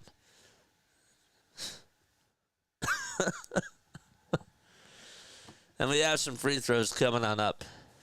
How about former Sixer Jeremy Grant already with 18 points? Grant's been dealing with a lot of injuries. He's now 30 years old. Jeremy Grant. He was a rookie with us back in 2014. We had Jeremy Grant, Lou Williams, Andre Iguodala, and Spencer Hawes, and even Evan Turner, bro. Crazy. Yabusele's first free throw is up and in. Guerschon, we talk about his story all the time. Another just incredible player who came from overseas, had a shot at the NBA first, and it didn't work out. And then he went overseas, and as he makes the second free throw, he's just been such a great player for the Sixers. Got his shine in the Olympics as he blocked LeBron James this summer, and Yabusele goes down the lane and throws it down with two hands. Guerschon Yabusele being the star of the show in the third quarter, and the Sixers down by 4. Mitchell for 3 on the other side as he flops down, and Paul George comes away with the rebound. Boy, that could be the spark plug that the Sixers need. George kicks it out. Yabusele thought about taking the 3. He spins. He gives it back to George. George, what's he going to do? He steps back and tries to make a 3 over Allen, and he does! Paul George with a knockdown three-pointer, and Atkinson calls for time. All right. Well, that was awesome. Again, he's so explosive. And I want to see Yabu on a contender. I'm not going to lie. He deserves so much better than this. He deserves so much better than this bowl. Yabu is going to get paid in the summer from some team, bro. You're right, Neil. I want to see him on a contender. I'm not going to lie. Watching him in the playoffs, he deserves it. You guys are right. You can't blame Nick for all of it, but he's not helping the situation at all. No, he's not. He's not. Must be some red tape from the top down. Absolutely. I'm not scapegoating Nick Nurse. I'm not doing that at all whatsoever, because he does deserve some of the blame, especially because the philosophies that he has aren't being bought in, and he's not able to get into anyone's head right now. But at the same time, we have a roster construction problem. That's not his fault.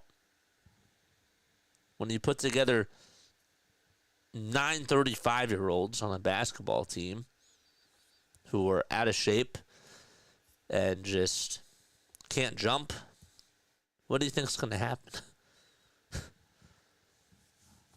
It's not his fault.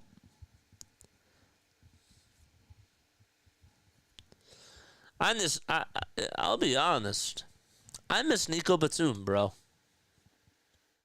I miss D'Anthony Melton.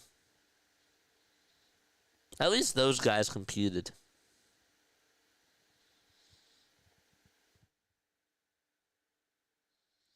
What could you get for Yabu, draft pick wise? I think that we could probably get. I think we should ask for 3 draft picks. Get a first and 2 second-round draft picks. I would take 3 first. I mean, if you could get 3 first-round draft picks, then that's a home run deal. It is. But I don't know. Maybe the Lakers would go for him. I don't know. I would try to at least get 2 first-round picks. 3 total draft picks for my guy would be great.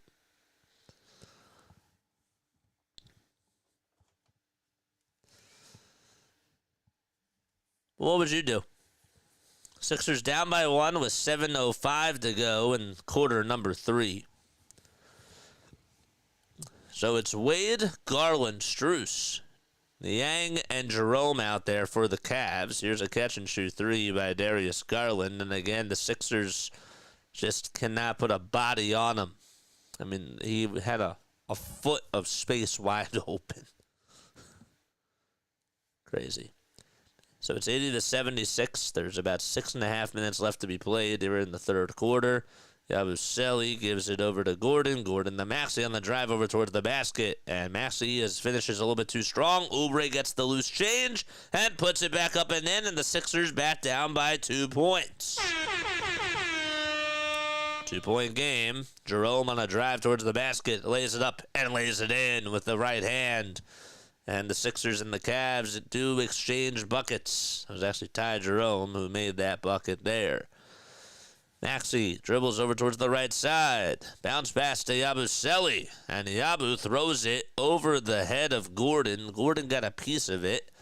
If he was a little bit taller, he would have caught it. And Yabu says, my bad, as he gets back over on defense with 5:52 remaining in quarter number 3.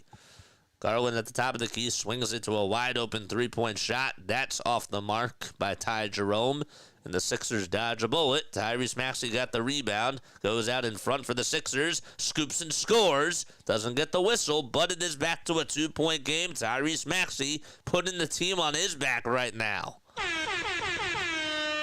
Another 3 by Garland. Too much mustard again. Yabusele hands it off over to Paul George. George over to Jerome. And, well, it's stolen back by the Cavs. Jerome catches, puts up a wide-open 3, and that was not what the Sixers wanted. Yabusele should have just hauled in the rebound. He tipped it over to Paul George, who was right next to him, and it took an unlucky bounce. George for 3 for the Sixers. Got it to go. Paul George. He's been hitting step-back threes in this third quarter, and the Sixers picking up where they left off in the last 2 quarters. Garland tries to hit a runner inside. No good. Oubre will try to tie the game for the Sixers. He does. Count the bucket and a foul.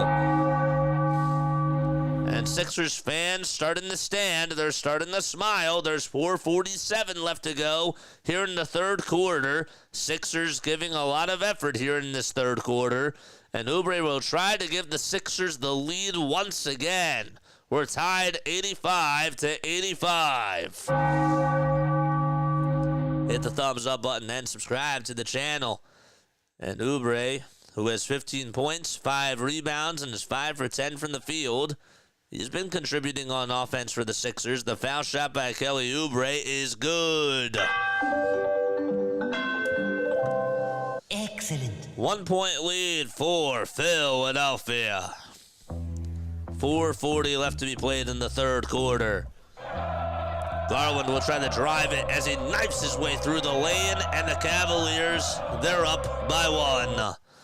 4.5 minutes left to go. Sixers and Cavs riding the seesaw. They've been exchanging buckets for quite some time. George goes into the lane, scoops and scores, and the Sixers back out and on top. It's been a game of chess. What are the Cavaliers going to do? How will they counterpunch? Here's a 3 by Cleveland. That's off the mark. Edwards gets the board for Philadelphia. And Maxey has it for the Sixers. So Gordon over to George. George trying to get some space on the far corner. Lost his dribble. Steps back for another 3. And he's human. George Niang doesn't even have to jump. The flat-footed George Niang, former Philadelphia 76er, got the rebound for Cleveland. Garland, top of the perimeter, steps back, lets it fly for 3, and throws it down. Another tray by Cleveland. A 3-point shooting clinic by both of these teams. And Maxey gets it back over on the near side. We'll try to draw some contact as he lays it up and in. No good. Oubre on the follow-through. That's good. 90-90 with 3:20 left to go in the third quarter. It's been a high-scoring game in this outing here so far. Niang for 3, and he could not get the friendly roll. It bounced out about 3 times. It hit the rim, hit the back of the rim, the front of the rim, and it almost went in, but it spinned out at the last second. George got the rebound, and we have a personal foul called on Darius Garland. So Paul George in this outing, 20 points for him, 23 points for Tyrese Maxey. Both of them today combined are 17 for 32 from the field, and they are both, or each of them are 4 for 8 from 3. I mean, this is their best duo game that they've had in over a month. Maxey hands it off to Paul George. Another 3. Yes! Oh, yes, baby! George now 5 for 9 from downtown. Garland for 3. No. Allen got the rebound. Puts it back up. Can't get it in. Sixers get a rebound. Paul George has it. He got the ball knocked loose, but he gets it back. Gordon, top of the key, tries to drive it downhill. And we have a foul called on Donovan Mitchell. All right, 93-90 with about 2 minutes and 36 seconds left to be played in the third.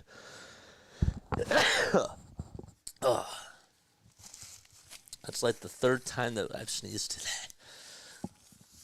First foul shot by Eric Gordon. It's up, and that one is in. Adem Bona will come back in for the Sixers. Sixers do have 4 timeouts left, along with the Cavaliers. Gordon for his 10th point, off the mark. Too strong of a shot. It is a 2-possession lead, though, by the Sixers. Their largest lead today has just been 6, I believe. Gordon almost came away with a steal. Allen hands it off over to Merrill. Merrill's pass gets deflected, and it goes into the hands of George Niang. And Niang tries to throw. It's deflected out of bounds, though, by Paul George. Sixers' largest lead was at 6. The Cavaliers, their largest lead was just 8. Both teams combined are shooting 52% from the field. I mean, that's just unbelievable. It's the highest scoring game of the season for the Sixers. And as the ball is inbounded to Ty Jerome, he travels with the ball, and it's going to be Sixers ball just like that.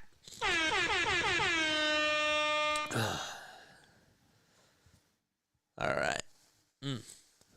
Yeah, baby. Yes, sir.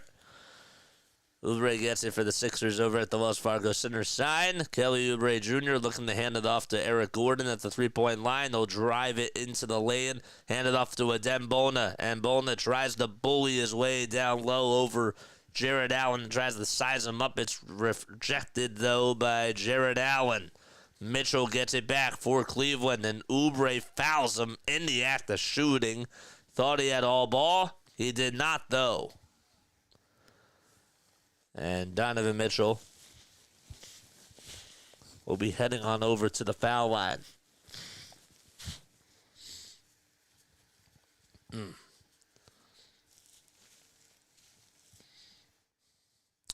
Final score predictions of this game. Please let me know down below.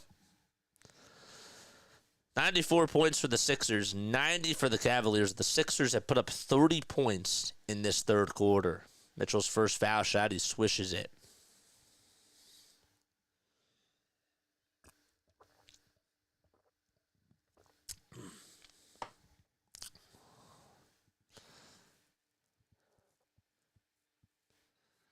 Oubre is 18 for Philadelphia. Oubre is averaging 13.5 points per game this year. He had 8 points in his last game against Denver. The second foul shot by Mitchell, no good. He's a 80% foul shooter this year. Doughton Jr. gets it for the Sixers. He probably should try to pass to somebody. He'll hand it off to Justin Edwards. Edwards back over to Paul George.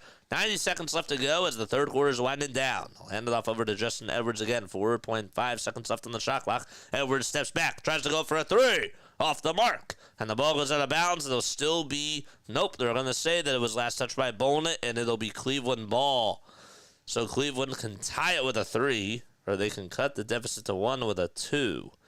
Mitchell swings it all the way to Merrill for 3. This is for the tie. And Doughton Jr. gets the rebound for Philadelphia.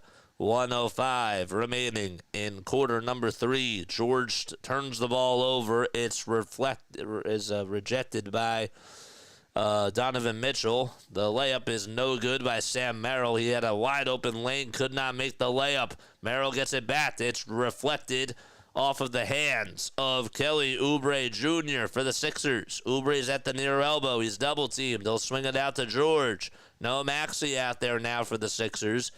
In the end of this third quarter, George to Oubre down the lane. Oubre shots up. No. Second time. He got it. Kelly Oubre Jr. doing a much better job at cleaning up the glass. Merrill will try to scoop and score, and he does. And it's back to a three-point ball game. Adembona goes he goes flying down like he's a bowling pin.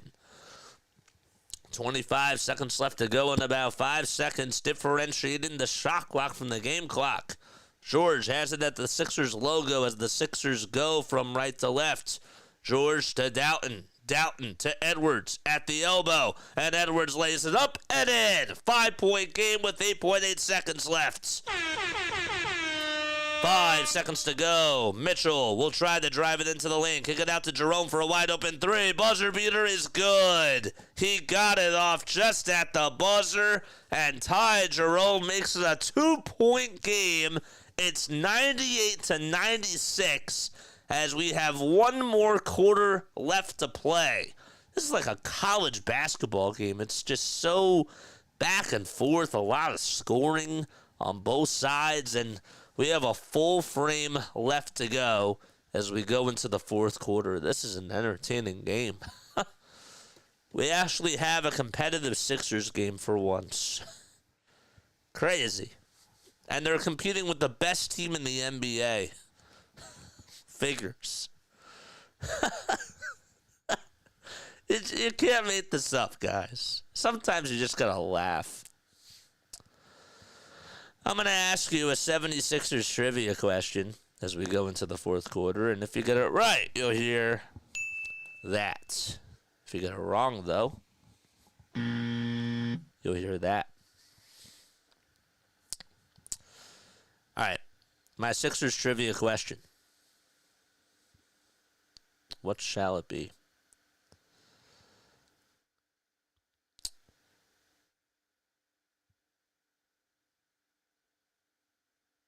We'll do this one. Which player holds the franchise record for most three-pointers in a season?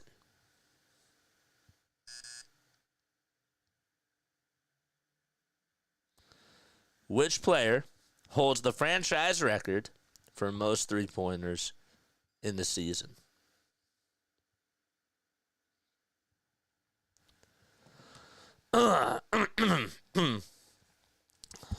Again, hit the thumbs up button and subscribe to the channel.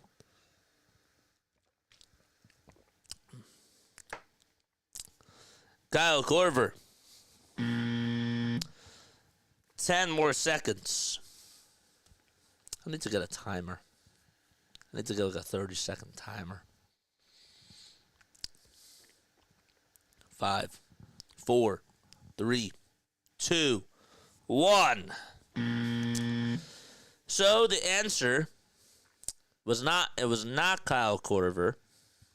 Kyle Korver did have 226, and he had the record for a little bit.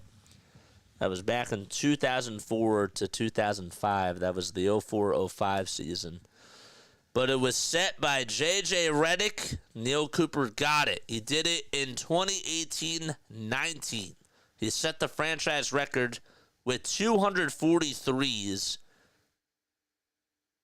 that year, back in the 18-19 season. So good job, Neil. You got it. Late Night Edits is here. Sixers are up only by 2 as Doughton Jr. is over at the point. And we have a runner that's up and in by Cleveland as they tie the game back 98-98. Oh.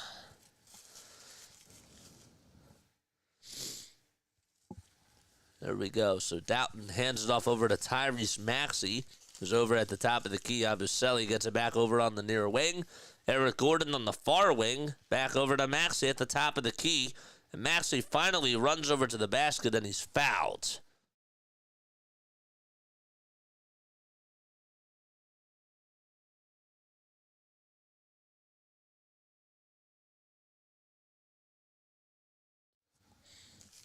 So Tyrese Maxey will head on over to the foul line, and they'll shoot 2 free throws here for the Sixers. First foul shot by Maxey, it's good.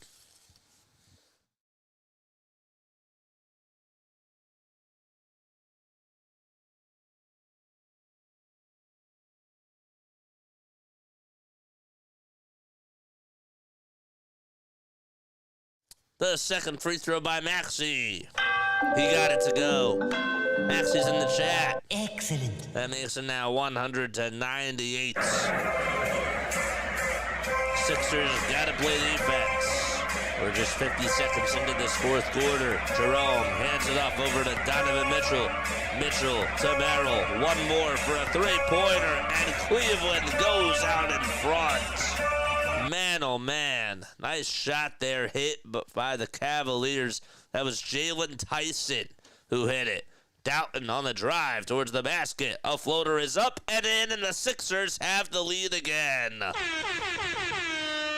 102-101 as we ride the seesaw. Cleveland looking to respond on the other side. Mitchell on the foul line extended, and he got away with a travel there, and he scoops and scores with the left hand. I mean, he took like 4 steps there, and they didn't even call it travel. It's 103-102. Cleveland up by 1. Doughton for the Sixers. Hasn't gotten a lot of playing time today. Finds Yabusele. Gordon over to Edwards for 3. He got it! Justin Edwards, you bet! Edwards today, 2 for 4 from downtown. And actually now 3 for 5 on that last three-pointer that he made there. Tristan Thompson hands it off over to Merrill. And Merrill downhill, and he gives it over to Mitchell, and Mitchell was wide open in the dunker spot. Nobody was there to guard him, and we're tied 105-105. 9.5 minutes left to go in the fourth quarter. Maxey to Yabusele. Yabusele lays it up, and he lays it in. It's a 2-point lead for the Sixers. Jerome will try to scoop and score. He doesn't get it. Tristan Thompson gets it back, and a good job by him to find a cunning Donovan Mitchell over towards the lane, and we're tied again, right in the seesaw. 107-107. Yabusele hands it off over to Doughton Jr. Jeff Doughton Jr., top of the key. And no Sixer moving just yet. 8 seconds left on the shot clock. Doughton Jr. steps back for a 3. He got it! Yes, he did! 110-107. Timeout called by Cleveland.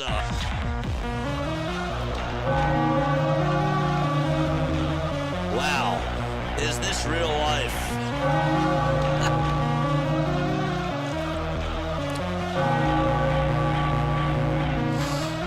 Crazy. This is reality, folks.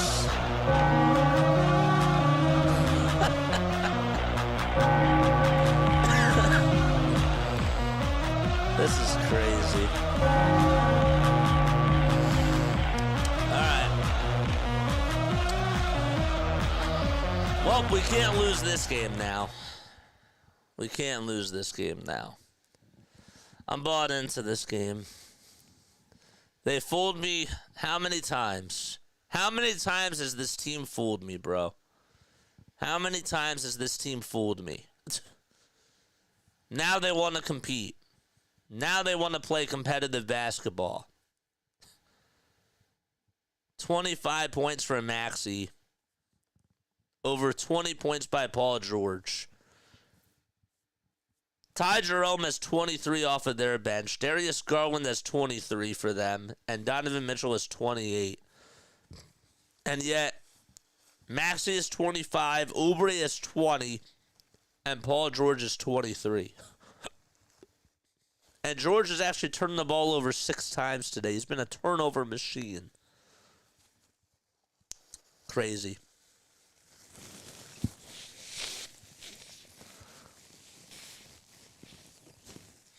Don't forget to like, don't forget to subscribe, and hit the notification bell icon too, folks. My name is Jason Joseph. This is Play by Play with JJ. We got an exciting game here.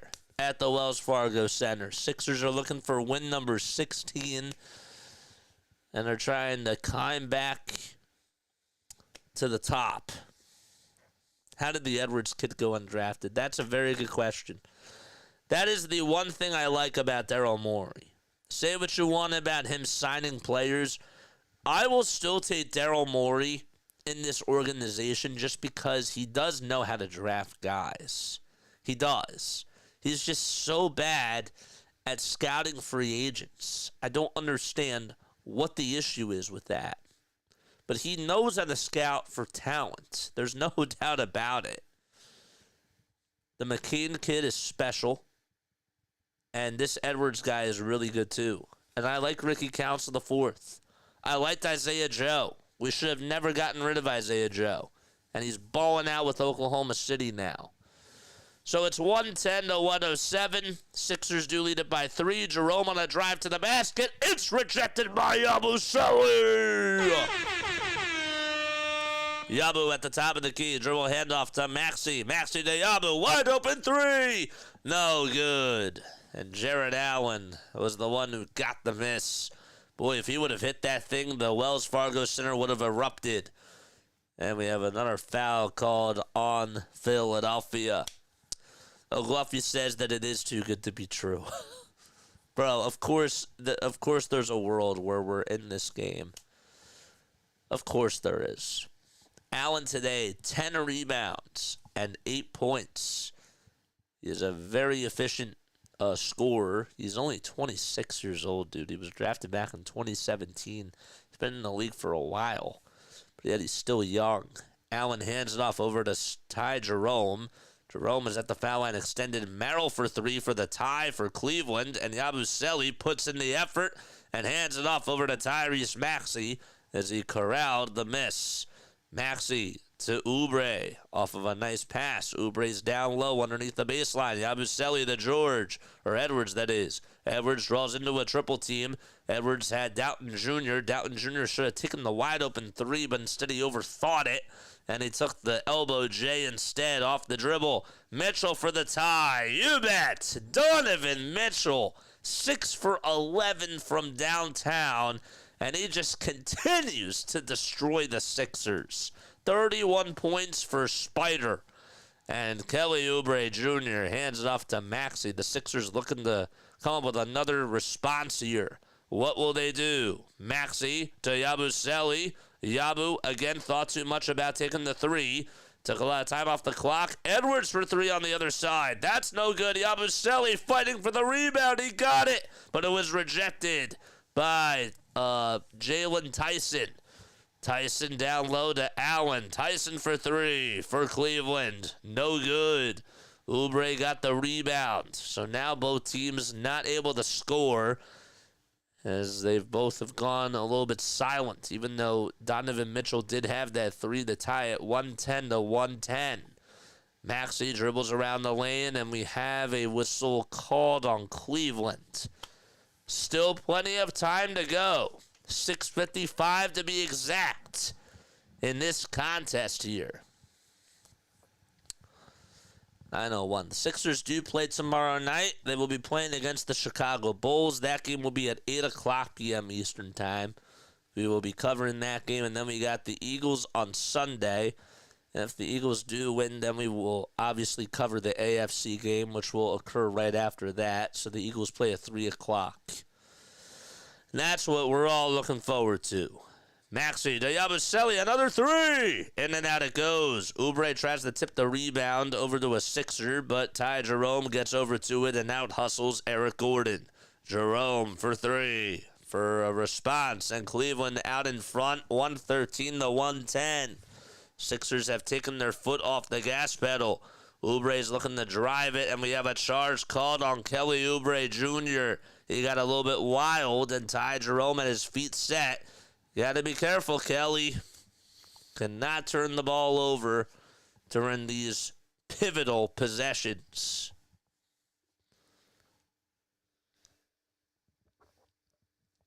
Hit that thumbs up button and subscribe to the channel. And don't forget to turn on the notification bell icons. Ty Jerome is 6 for 6 from 3 for the Cavaliers. Allen at the top of the key. Gives it back to Jerome. Got to cover that guy. Another three by Ty. He got it. Can somebody just stop that man? Can somebody stop him? He's making these wide open threes. Maybe just put a body on him or something, because he's just getting wide open looks. 116-110 with 6 minutes left to go. Maxey hands it off to George. George down the lane, lost the ball, but he's fouled in the act of shooting. Ty Jerome is having a career day. A guy who only averages about 10.5 points per game has gone Reggie Miller on the Sixers. He did have 18 points in his last game in 25 minutes, but, I mean, my gosh. He's 7 for 7 from 3, and yet nobody can cover him. First foul shot by George. It's good. Remember, Steph Curry went like 7 for 7 from 3 against us, too. Ty Jerome was actually a former Sixers player. He was drafted back in 2019 by Philadelphia. And, of course, this happens. George with the second free throw. That's good. Excellent. Oubre gets a steal on the other side and throws it down with authority. So 4 points in the last 20 seconds by Philadelphia. It's 116-114. Jerome over at the top of the key. Wants to try to drive it. Kick it out to Garland for a near corner three. In and out it goes. Oubre hangs on to the rebound. And the Sixers can tie it with a 2. Or take the lead with a 3. George looking to throw it over to Eric Gordon, who catches and puts up a 3. Got it to go! Eric Gordon from the near wing hits a jackpot from downtown. And the crowd erupts. A 7-0 run over the last 55 seconds by the Sixers. Jerome down low to Niang. Niang back to Jerome at the top of the key. Garland will try to swing it over to Jared Allen, and Oubre gets called for a foul. So Kelly Oubre Jr. with a foul in the act of shooting, and it's 117-116. Jared Allen was the guy that got fouled, and Allen will head to the line for some free throws. Did he make some contact with his hand? He did. Allen's first foul shot. In and out it goes. Jared Allen cannot tie the game. And that's what he can do now at best. He missed the first free throw. He's rocking the afro. And now Sixers fans coming to life. Bricking for chicken, baby. Allen's second foul shot. No good. Yabusele rebound. Excellent. 4:50 left to be played. Sixers winning against the best team in the NBA. George hands it off to Maxey. Maxey to George. Yabusele dribble hands it off over to Paul George again. 4 seconds left on the shot clock. George for 3. He got it. Shot clock was winding down. And Paul George, he chirps to the fans. Timeout called by Atkinson. Woo!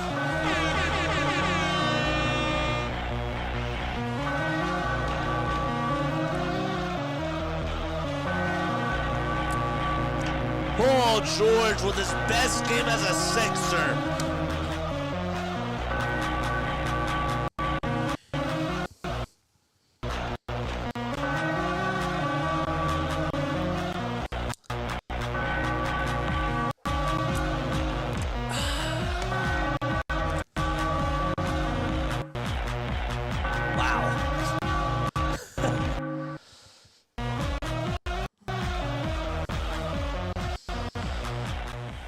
That's crazy.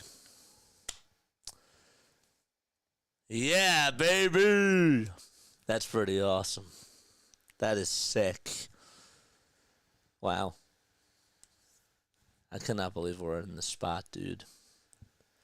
28 people tuning on in. My name is Jason Joseph. This is Play by Play with JJ. Don't forget to like. Don't forget to subscribe. In what world are we in, guys?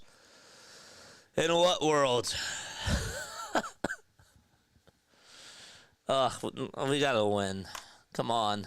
I'm done with good efforts. Come on, can we just win? This is the win of the year. This would be the win of the year. This would be even better than the Boston win that we had. Not gonna lie. That win was crazy, but this would be even crazier.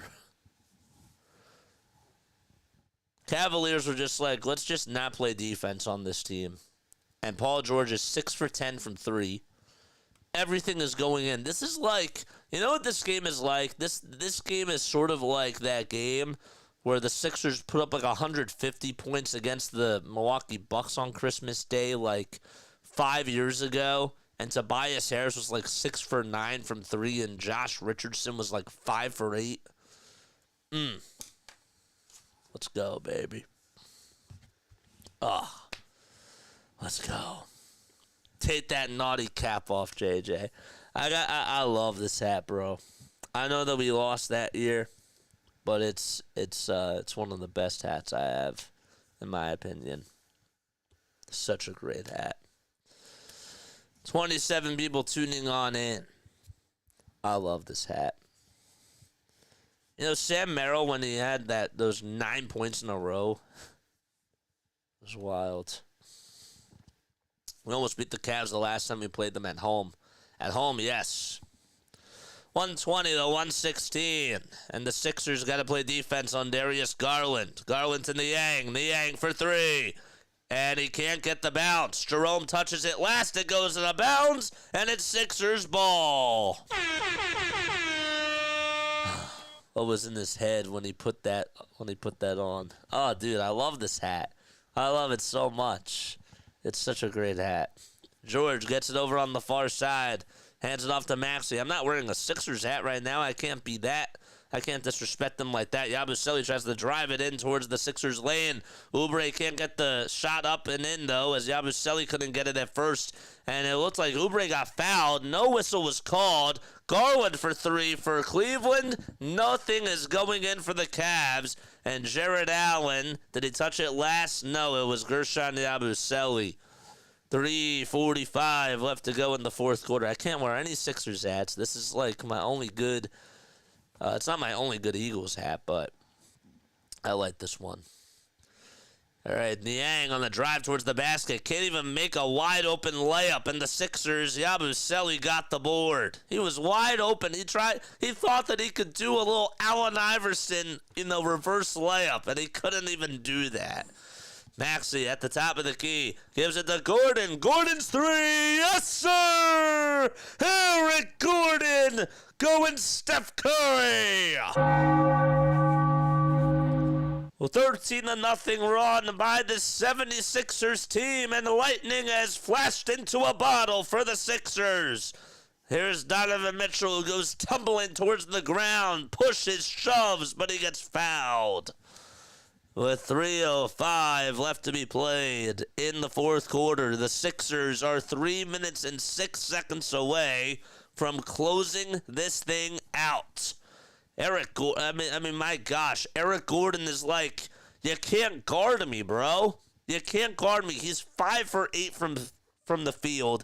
The Sixers, Paul George, Tyrese Maxey, and Eric Gordon have each made at least 4 threes, and they are 14 for 26 from downtown. The first foul shot, that one is good, and it makes it 123 to 117. With 3:06 left to go, and we have a timeout called. I will be right back. Don't go anywhere. Stay tuned. We got a lot still left to play. Be right back.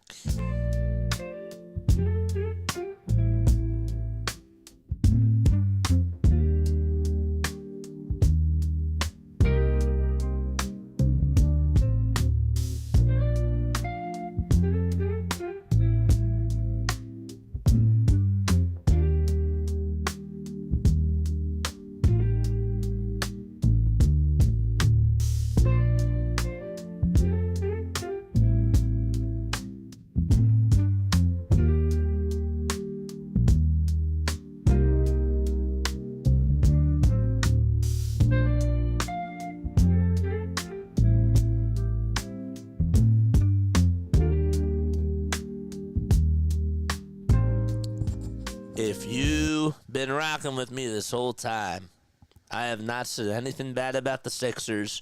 They are the greatest team ever in Philadelphia right now. I've been all positive on this stream. Nothing negative has been said. And we're up 123 to 117. Bro, now I'm trolling. Ugh. Come on, bro. The new 76ers big three, Massey, George, and Gordon. In what world, bro? What world are we in? Come on, now they got to close this out. Got to close it out, bro. They put up 25 points so far in the fourth quarter. They put up 34 in the third. They put up 25 in the second and 39 in the first. Cavaliers just thought, this would just be a heyday for them, and it has not been a heyday. Where's Waldo? Where is Waldo? Come on, bro. 123, 117. And the Sixers still have 3 timeouts left. The Cavaliers have 2. Come on, we got to close this thing out. Ty Jerome is 7 for 7 from 3. Darius Garland is not shooting the ball well, but yet he started off strong. Still has 23 points. This team keep you on your toes, bro. 76ers. It's the first time since December 13th where they've had 6 guys score in double figures. How sad is that? A 13-1 run by Philadelphia over the last 2 minutes and 55 seconds. So Mitchell's at the line for one more free throw. It's up by Donovan Mitchell, and the basketball gods say no. Excellent. Yabusele rebound for Philadelphia. Oubre gets hit right into the face, and Darius Garland throws his hands up and says, I did not even touch you. 2:56 left remaining in the fourth quarter. Still time left to go. Sixers lead it by 2 possessions. But you're still feeling better and better as this game has gone on. Oubre will inbound it over to Yabusele, who is at the top of the key. Yabu hands it back off over to Tyrese Maxey. He says, give me the rock. Maxey to Gordon. Gordon, kick out to George, near corner 3. No. Yabusele, offensive rebound. What an effort by Guerschon. Guerschon got the ball knocked loose, though, and it was stolen by the Cavs. Mitchell for 3 on the other side. That's off the mark. Oubre rebound for the Sixers. And they are in no particular hurry. 2.5 minutes left to go in the fourth quarter. Gordon hands it back off over to Tyrese Maxey, who's at the Sixers logo. 10 seconds left on the shot clock. Mitchell guarding him. A bounce pass to Oubre. And we have an offensive foul caught on Kelly. Come on. He just elbowed his defender, Ty Jerome, right in the face. It was Darius Garland, but still, he elbowed him right in the face. Come on, Kelly. These little turnovers, you can't be doing that. Yeah, he's tried to stiff arm his way past Garland, and he just elbowed him right into the mouth. Come on, dude. And Oubre, did he just foul out? He did. So that was his final foul that he could give up.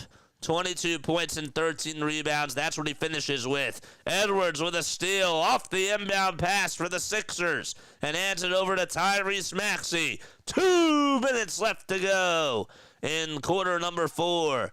Maxey with a bouncer over to Gordon at the top of the key. Gordon gets by Donovan Mitchell. Edwards tried to throw it down with 2 hands, and he got fouled. Justin Edwards gets fouled, and he'll head to the line for 2 foul shots. Kyle Lowry and KJ Martin are standing up over on the Sixers bench. What a play by Gordon, too. And Justin Edwards was just touched on the jersey by Max Strus, and he got pushed right away. Nice. Edwards at the line to make it 124 to 117. He does as he swishes the first free throw. Justin Edwards off the bench, 13 points, 3 for 6 from downtown, 6 rebounds, 2 steals, and 1 block as well. Come on. The second free throw by Edwards. Good. Excellent. 125 to 117, and Donovan Mitchell picks it up past half court. Come on. Mitchell at the top of the key will try to drive it over towards the lane, and we have a block and foul called on guerschon Yabusele. And Donovan Mitchell still has some words, and he's not letting Cleveland go down without a fight. A minute 41 to go. The Cavaliers do have 2 timeouts, and so do the Sixers. So that makes it 125 to 117. First free throw by Donovan Mitchell. He's missed 2 today, and the first one is good. Sixers play tomorrow night against the Chicago Bulls. It is a traveling back-to-back for them, and they're looking to put an end to this 8-game losing streak. And they are 1 minute and 41 seconds away from doing that against the best team in the NBA. Second free throw is good, and it's back to a 2-possession ball game. Just do not turn the ball over. 1:35 left to go. George will dribble it to the top of the key. George to Yabusele as they play a game of catch. Yabu back to George on the drive towards the lane, and he got the layup to go. He'll go to the line for one more as well. Paul George flexes his muscles like he's Iron Man, and he'll head to the line for the old-fashioned three-point play. Oh, let's go. 1:26 left. Timeout called by the Cavs.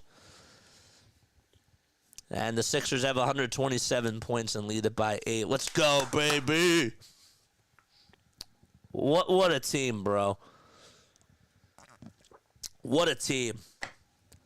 Of course, against the best team in the NBA, they're going to win this game. Of course. Forget about the 8-game losing streak. Forget about everything else. Bro, whoever thought that they were going to win this game, whoever put money on that, just won a lot of money, bro. PG needs one more assist for you to win. What's up, Tank? Tank is on here. What's going on, bro? Don't forget to hit the thumbs up button and subscribe to the channel, guys. Subscribe to the channel. We're on here for Sixers, Phillies, and Eagles almost every single day. And we appreciate each and every one of you for being on here. Sixers lead it by 8 points. It's 127 to 119. There's a minute and 19 seconds left to go. And they're reviewing this to see if it was a foul or not. I think Atkinson thought, what do we have to lose here? So it is called a shooting foul on Donovan Mitchell.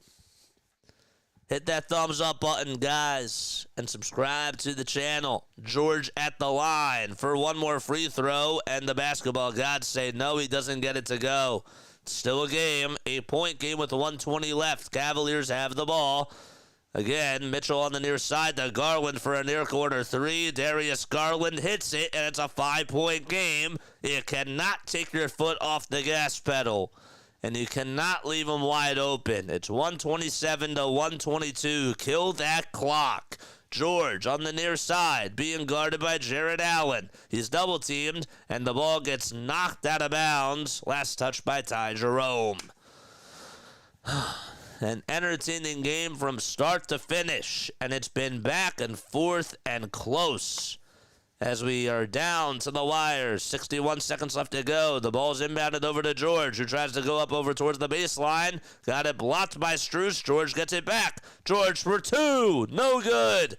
And the Cavaliers get the rebound. It's Donovan Mitchell. It could be a one-possession game with a 2 or 3 here. Mitchell for 3. That's off the mark. And the ball goes out of bounds. It was last touched by the Sixers. And it's still Cleveland ball with 42 seconds left to go. It just went out of bounds underneath the baseline. And it'll be Edwards who guards the inbound. Again, no oubre because he fouled out. Mitchell does get fouled. The Sixers, I think, had a foul to give. And with 41 seconds left, this will be an inbound again by Cleveland. They are now in the bonus.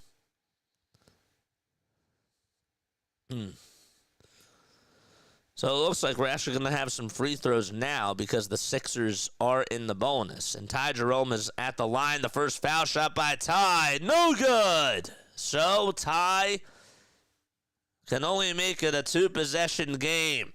They have missed a lot of free throws, the Cavaliers. A couple by Donovan Mitchell. 1 by Ty Jerome, 2 by Jared Allen. The second foul shot, that's good, but it's still a 2-possession game. 40 seconds left to be played here in the fourth quarter. Maxey gets it for the Sixers as he's over at the logo, gets past half court. 32 seconds left to go. Maxey at the foul line wants to just dribble that clock out. They try to keep away. Gordon the yabusele. This is the dagger. No good. And another rebound by Cleveland. 19 seconds left to go. Mitchell's at the top of the key. Mitchell tries to throw it to Merrill for a wide open 3, and he got it. 11 seconds left. It's 127 to 126. A 1-point game, and the Sixers have to burn a timeout. Jeez, my goodness. That was Ty Jerome again. He is 8 for 8 from 3. Can we just stop leaving this guy wide open? Come on. Ugh, a 1-point game. Do not blow this, bro. Do not blow this. If they blow this, I am going to have a fit. Ugh. Please do not blow this. Please. 127 to 126. Ty Jerome, a career high 33 points. And he's 8 for 8 from 3.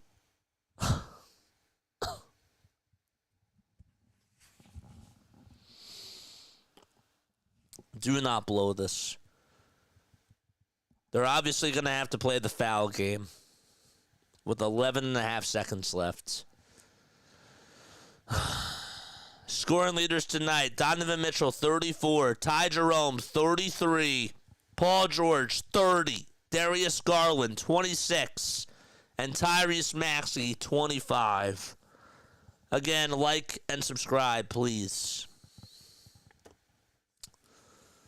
All right. 127 to 126. Sixers have 1 timeout left. The Cavs still have 2. Sixers get to advance the basketball as they will inbound it over on the near sideline. George will be the inbounder for Philadelphia. Please. Come on. 11 and a half seconds left to go in this fourth quarter. George gets the ball, and he has to inbound it to somebody. He gives it over to Tyrese Maxey. Maxey tries to play keep away, and he's fouled with 9.4 seconds left to go.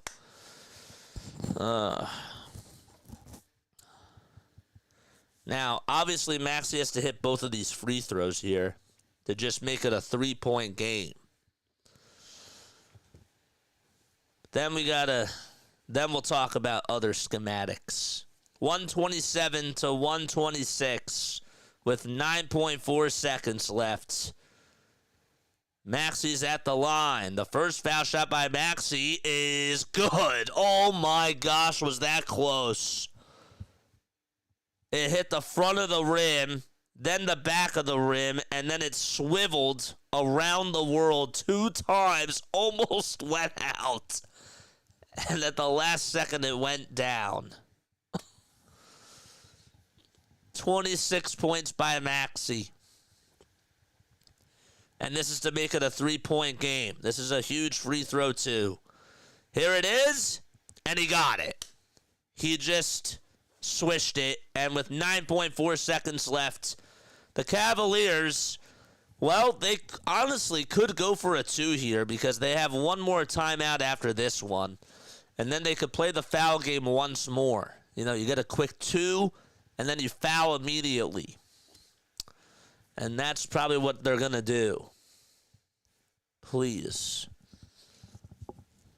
That was so close.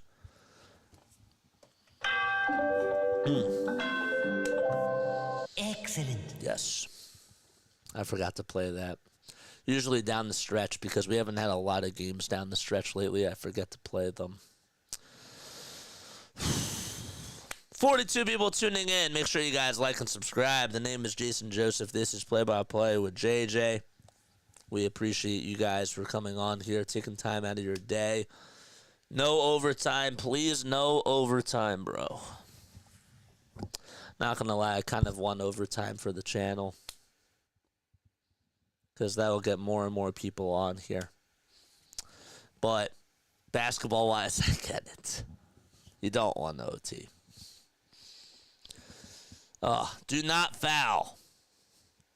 If you're going to foul, you got to do it immediately off the inbound, which I don't even know if I would do at this point.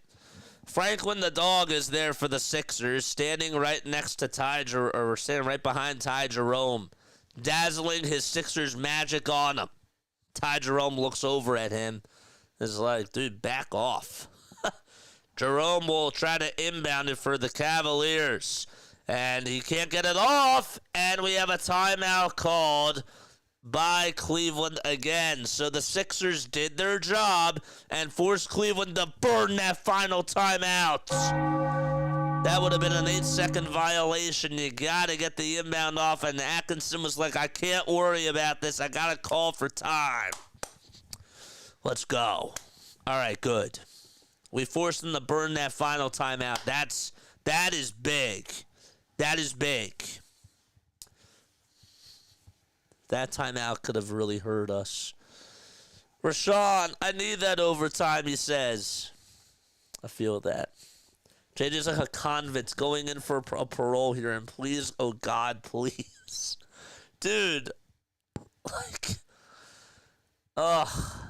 this team can only do so much to me and break my heart so many times.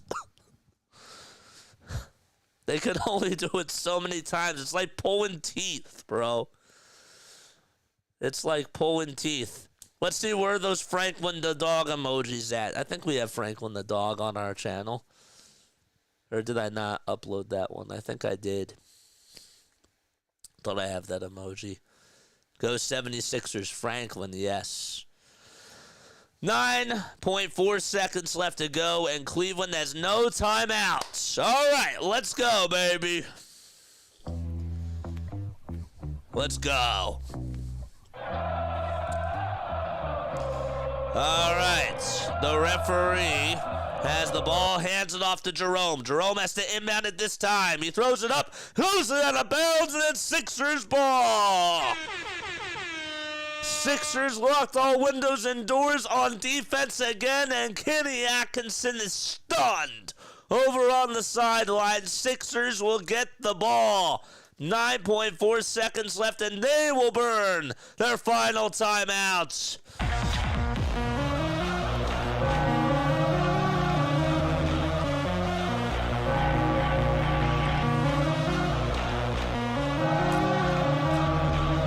He overthrew it.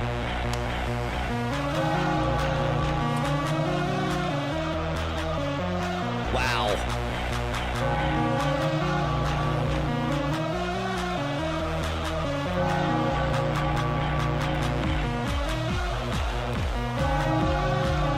That's crazy. Wow. We can actually pull this thing off now, guys. 9.4 seconds left, and the Sixers get the ball back, and they get to advance it in their own front court.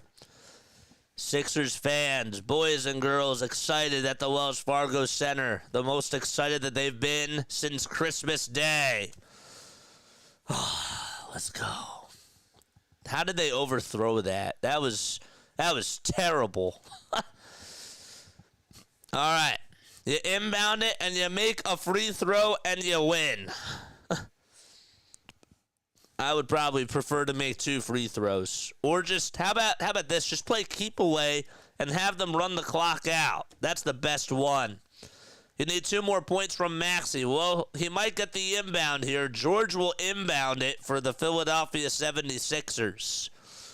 And let's see what happens. So, no timeouts left. George gives it up over to Tyrese Maxey in the Sixers backcourt, and he's fouled by Darius Garland with 7.5 seconds left to go.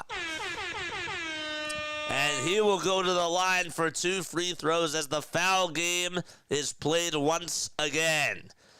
And this should pretty much wrap things up for the Sixers if he makes the 2 free throws. All right, Maxey at the line. Takes 2 dribbles. Foul shot number 1. Yes! And Jeff Doughton Jr. is going to come back on in for the Sixers, who lead at 130-126.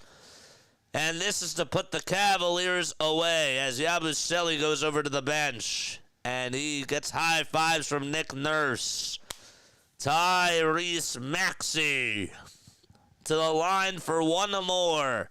And this is the dagger. The foul shot by Maxey. Good night, Cleveland. 131-126. 5 seconds to go. 3-pointer by Mitchell. That's up and in. He got it. 131-129. 2.2 seconds left to go. And George will have to inbound it again. No timeouts. Donovan Mitchell with a firework from 3. Maxey gives the ball's inbounded to Justin Edwards with 1.3 seconds left, and we're still not fully done yet.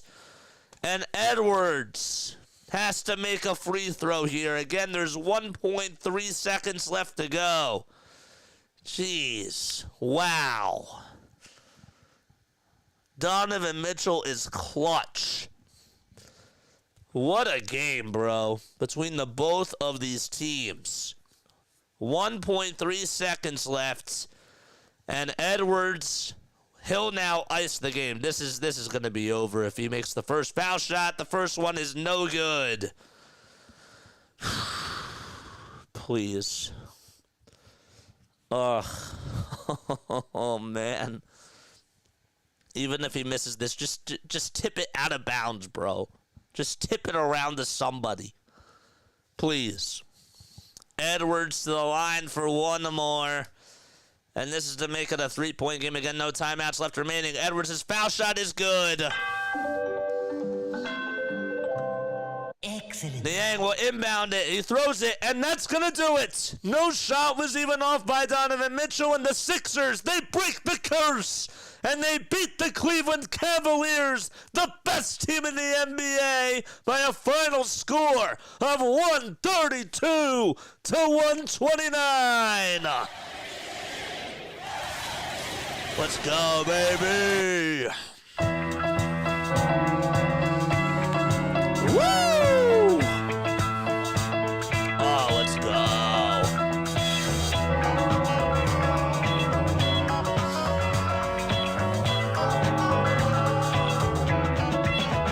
Let's go.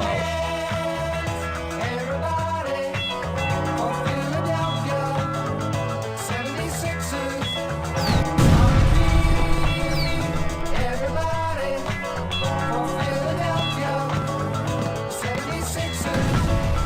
Here they come, Philadelphia, on the run. Stand up and cheer. Number 1, Philadelphia. That's great. Here they come, team of the year. That deserves the song. Let's go, baby. 76ers. 1, 2, 3, 4, 5, Sixers.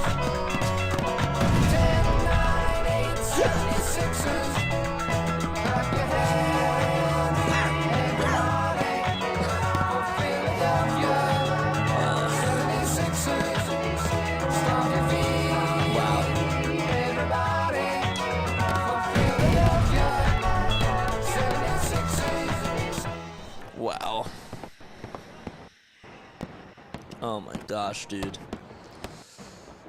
That's crazy. That's absolutely wild. That's absolutely insane. How we won that game is unbelievable, and I will tell you this: that was as great of a game as that was. We needed that. We needed a feel-good game, and finally we got it. That was awesome. That was an admiration. That's like one of those games where you say to yourself, you know, they've been playing so bad over these last 10 games, and things have not gone their way, and this was something that was like, you know what? I got to watch this game tonight, and I was one of those people that actually got to see the Sixers beat the Cavs, who are the best team in the NBA, and that's a feel-good type of a thing. You know what I mean? This is one of those games where it's just an admiration.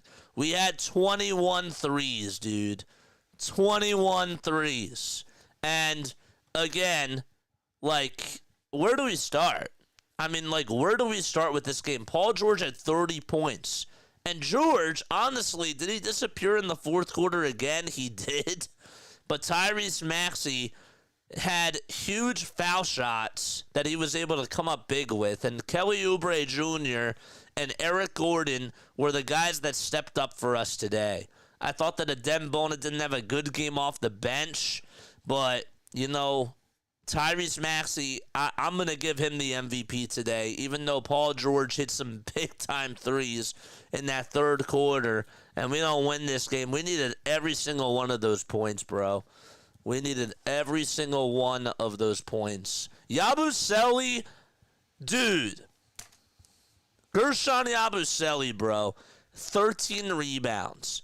My guy was literally hustling on so many different levels, dude.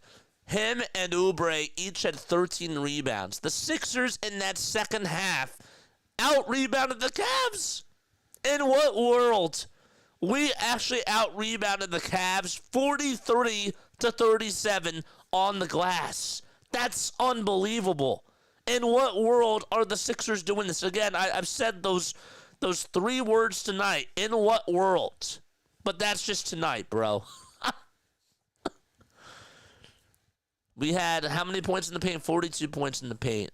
Donovan Mitchell did Donovan Mitchell things. And like Ty Jerome, bro. Like, we lose this game so many times. Ty Jerome is 8 for 8 from 3 and is literally Steph Curry. And yet we still won this game. How? How did we put up 21 threes? They were shooting 50% from 3. We shot like 53% from 3. Yeah. I don't know. That was wild. And Paul George, I mean, my guy, I said that he had a disappearing act in the fourth quarter. I can't forget that three-pointer that he made, though, because he had a big-time three, and he silenced the crowd, and that was awesome. He did. He did do that. I don't know. Like, that's just one of those games where if you were there, you're like, damn, I got to be there during a terrible time in Sixers history this year. I was there when they actually pulled out a win against the Cleveland Cavaliers, against a team that was almost fully healthy. Yes, they were missing Evan Mobley, and it kind of did show tonight. It did. But I thought that we played really well. Paul had 30 points. He was 11 for 21 from the field. He was 6 for 11 from 3. He had some crucial three-pointers that he did make. I'm sure that he's probably going to be a lot of people's MVP tonight. I'm not going to go that far. I think that our MVP tonight was Tyrese Maxey personally, but he was very impactful. I really think that you could say that this was their best team win that they've had this year.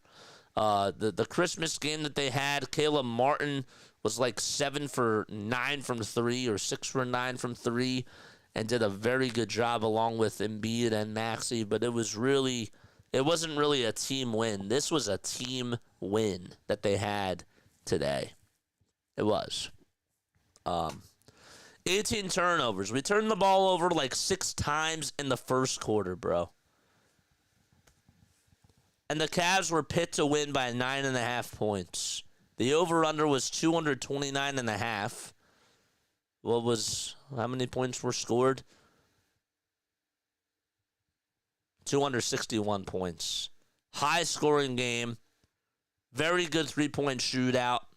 That was entertaining. That was entertaining, bro. That was highly entertaining. Can they do this again tomorrow night? We'll see. We shall see, but I'm stunned. I'm stunned. Who else is feeling that way? Like, how do you feel in the chat, guys? Like, is this just is this a game like where you just sit back and you just admire this win? You know, are you at that level too, or are you just like, you know, I'm so fed up with this team. Like, you know, tonight's one was nice, but I could care less. Like, where are you? Where are you? Because I'm happy that they won, and this was I like feel-good wins, bro. I do. I like feel-good wins, and this was a feel-good win that they had. So this is just one of those games where maybe that sort of changes things, you know? How did they pick up from this win? What can they do moving forward to sort of build that energy? Because this is a big win. Like, they beat the best team in the NBA. One of the best teams. You could argue the Thunder, but they did. They certainly did that. It was a great, great win. I wasn't saying Yogi. I put it in the picnic basket. I just take it as a small plus. Nah, I got you. Yabu was great. Yeah, I don't know. One word to describe that effort tonight. That was gutsy. That was ballsy. That was they actually played competitive basketball tonight. They did. They competed out there. I cannot wait to see what some of these post-game comments are going to be. I had Twitter off today because I didn't want to like look at my phone too much. I really didn't. But that was awesome. Again, don't forget to hit the thumbs up button on your way out and hit the subscribe button. They play tough against good teams most of the time. Well, not over these last stretch of games. Not over these last stretch of games. Dude, the Cowboys are hiring their own offensive coordinator as their new head coach. So Brian Schottenheimer is going to be the new head coach of the Dallas Cowboys, bro. That's what I thought when they beat the Celtics. So take what you will, says Jane. Yeah, I mean, like, I don't know if they can build off of this, but I'm just admiring the win for what it was. You know, this was a big win. This was a very nice win that the Sixers had. If they lose this game, we're upset and we're down in the dumps. So George, 30 points, 5 rebounds, 3 assists, 1 steal, 52% from the field, 55% from 3, 6 3-pointers made. That was his best game as a Sixer, I'll tell you that. I'll wait after the All-Star to see if this team will make a turnaround here. I still don't think that they will, but I don't want to go into that tonight. But I just want to appreciate this win, because this was a win that they desperately needed. They needed this win. I'm not gonna lie. Nick Nurse has a little smile on his face. I can see it. That's what winning does, man. Winning solves everything, doesn't it? When you win, it solves everything.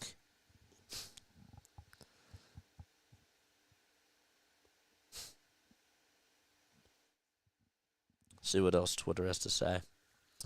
And they almost lost it, but I don't expect them to whoop the Cavs. Dude, the Cavaliers, if we're being honest with ourselves, the Cavs left points on the board, and they gave this game away. Sixers took advantage, though. If we're being really honest. The Sixers won, but the Cavs, I think, gave it to them. I do. Spike Askin on Twitter. A truly, quote-unquote, Sixers moment. As we all agree it's okay to start losing games, and they promptly beat the Cavs, who have the best record in the Eastern Conference. They will never stop teaching us a lesson.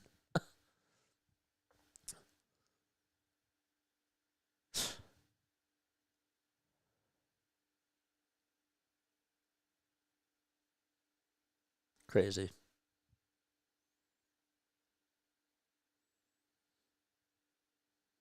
Wow.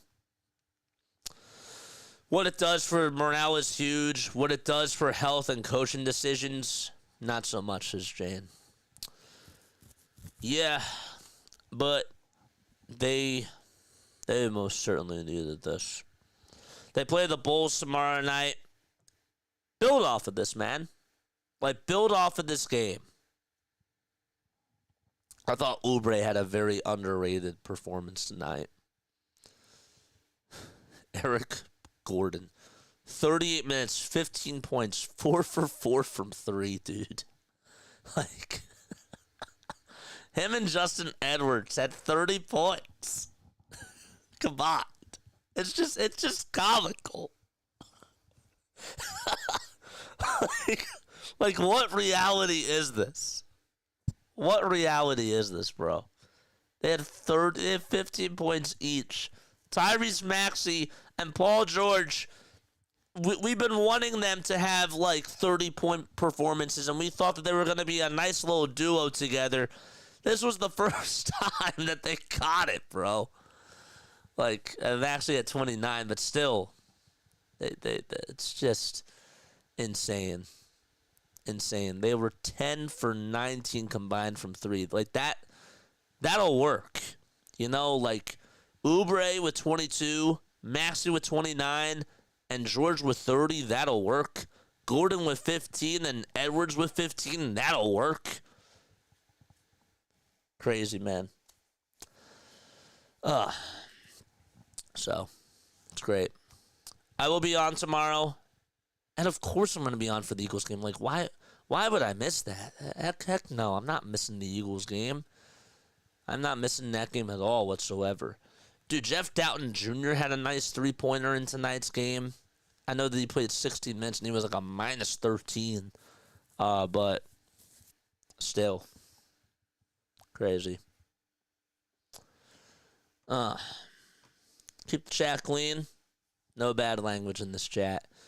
And hit that thumbs up button and subscribe to the channel on the way out.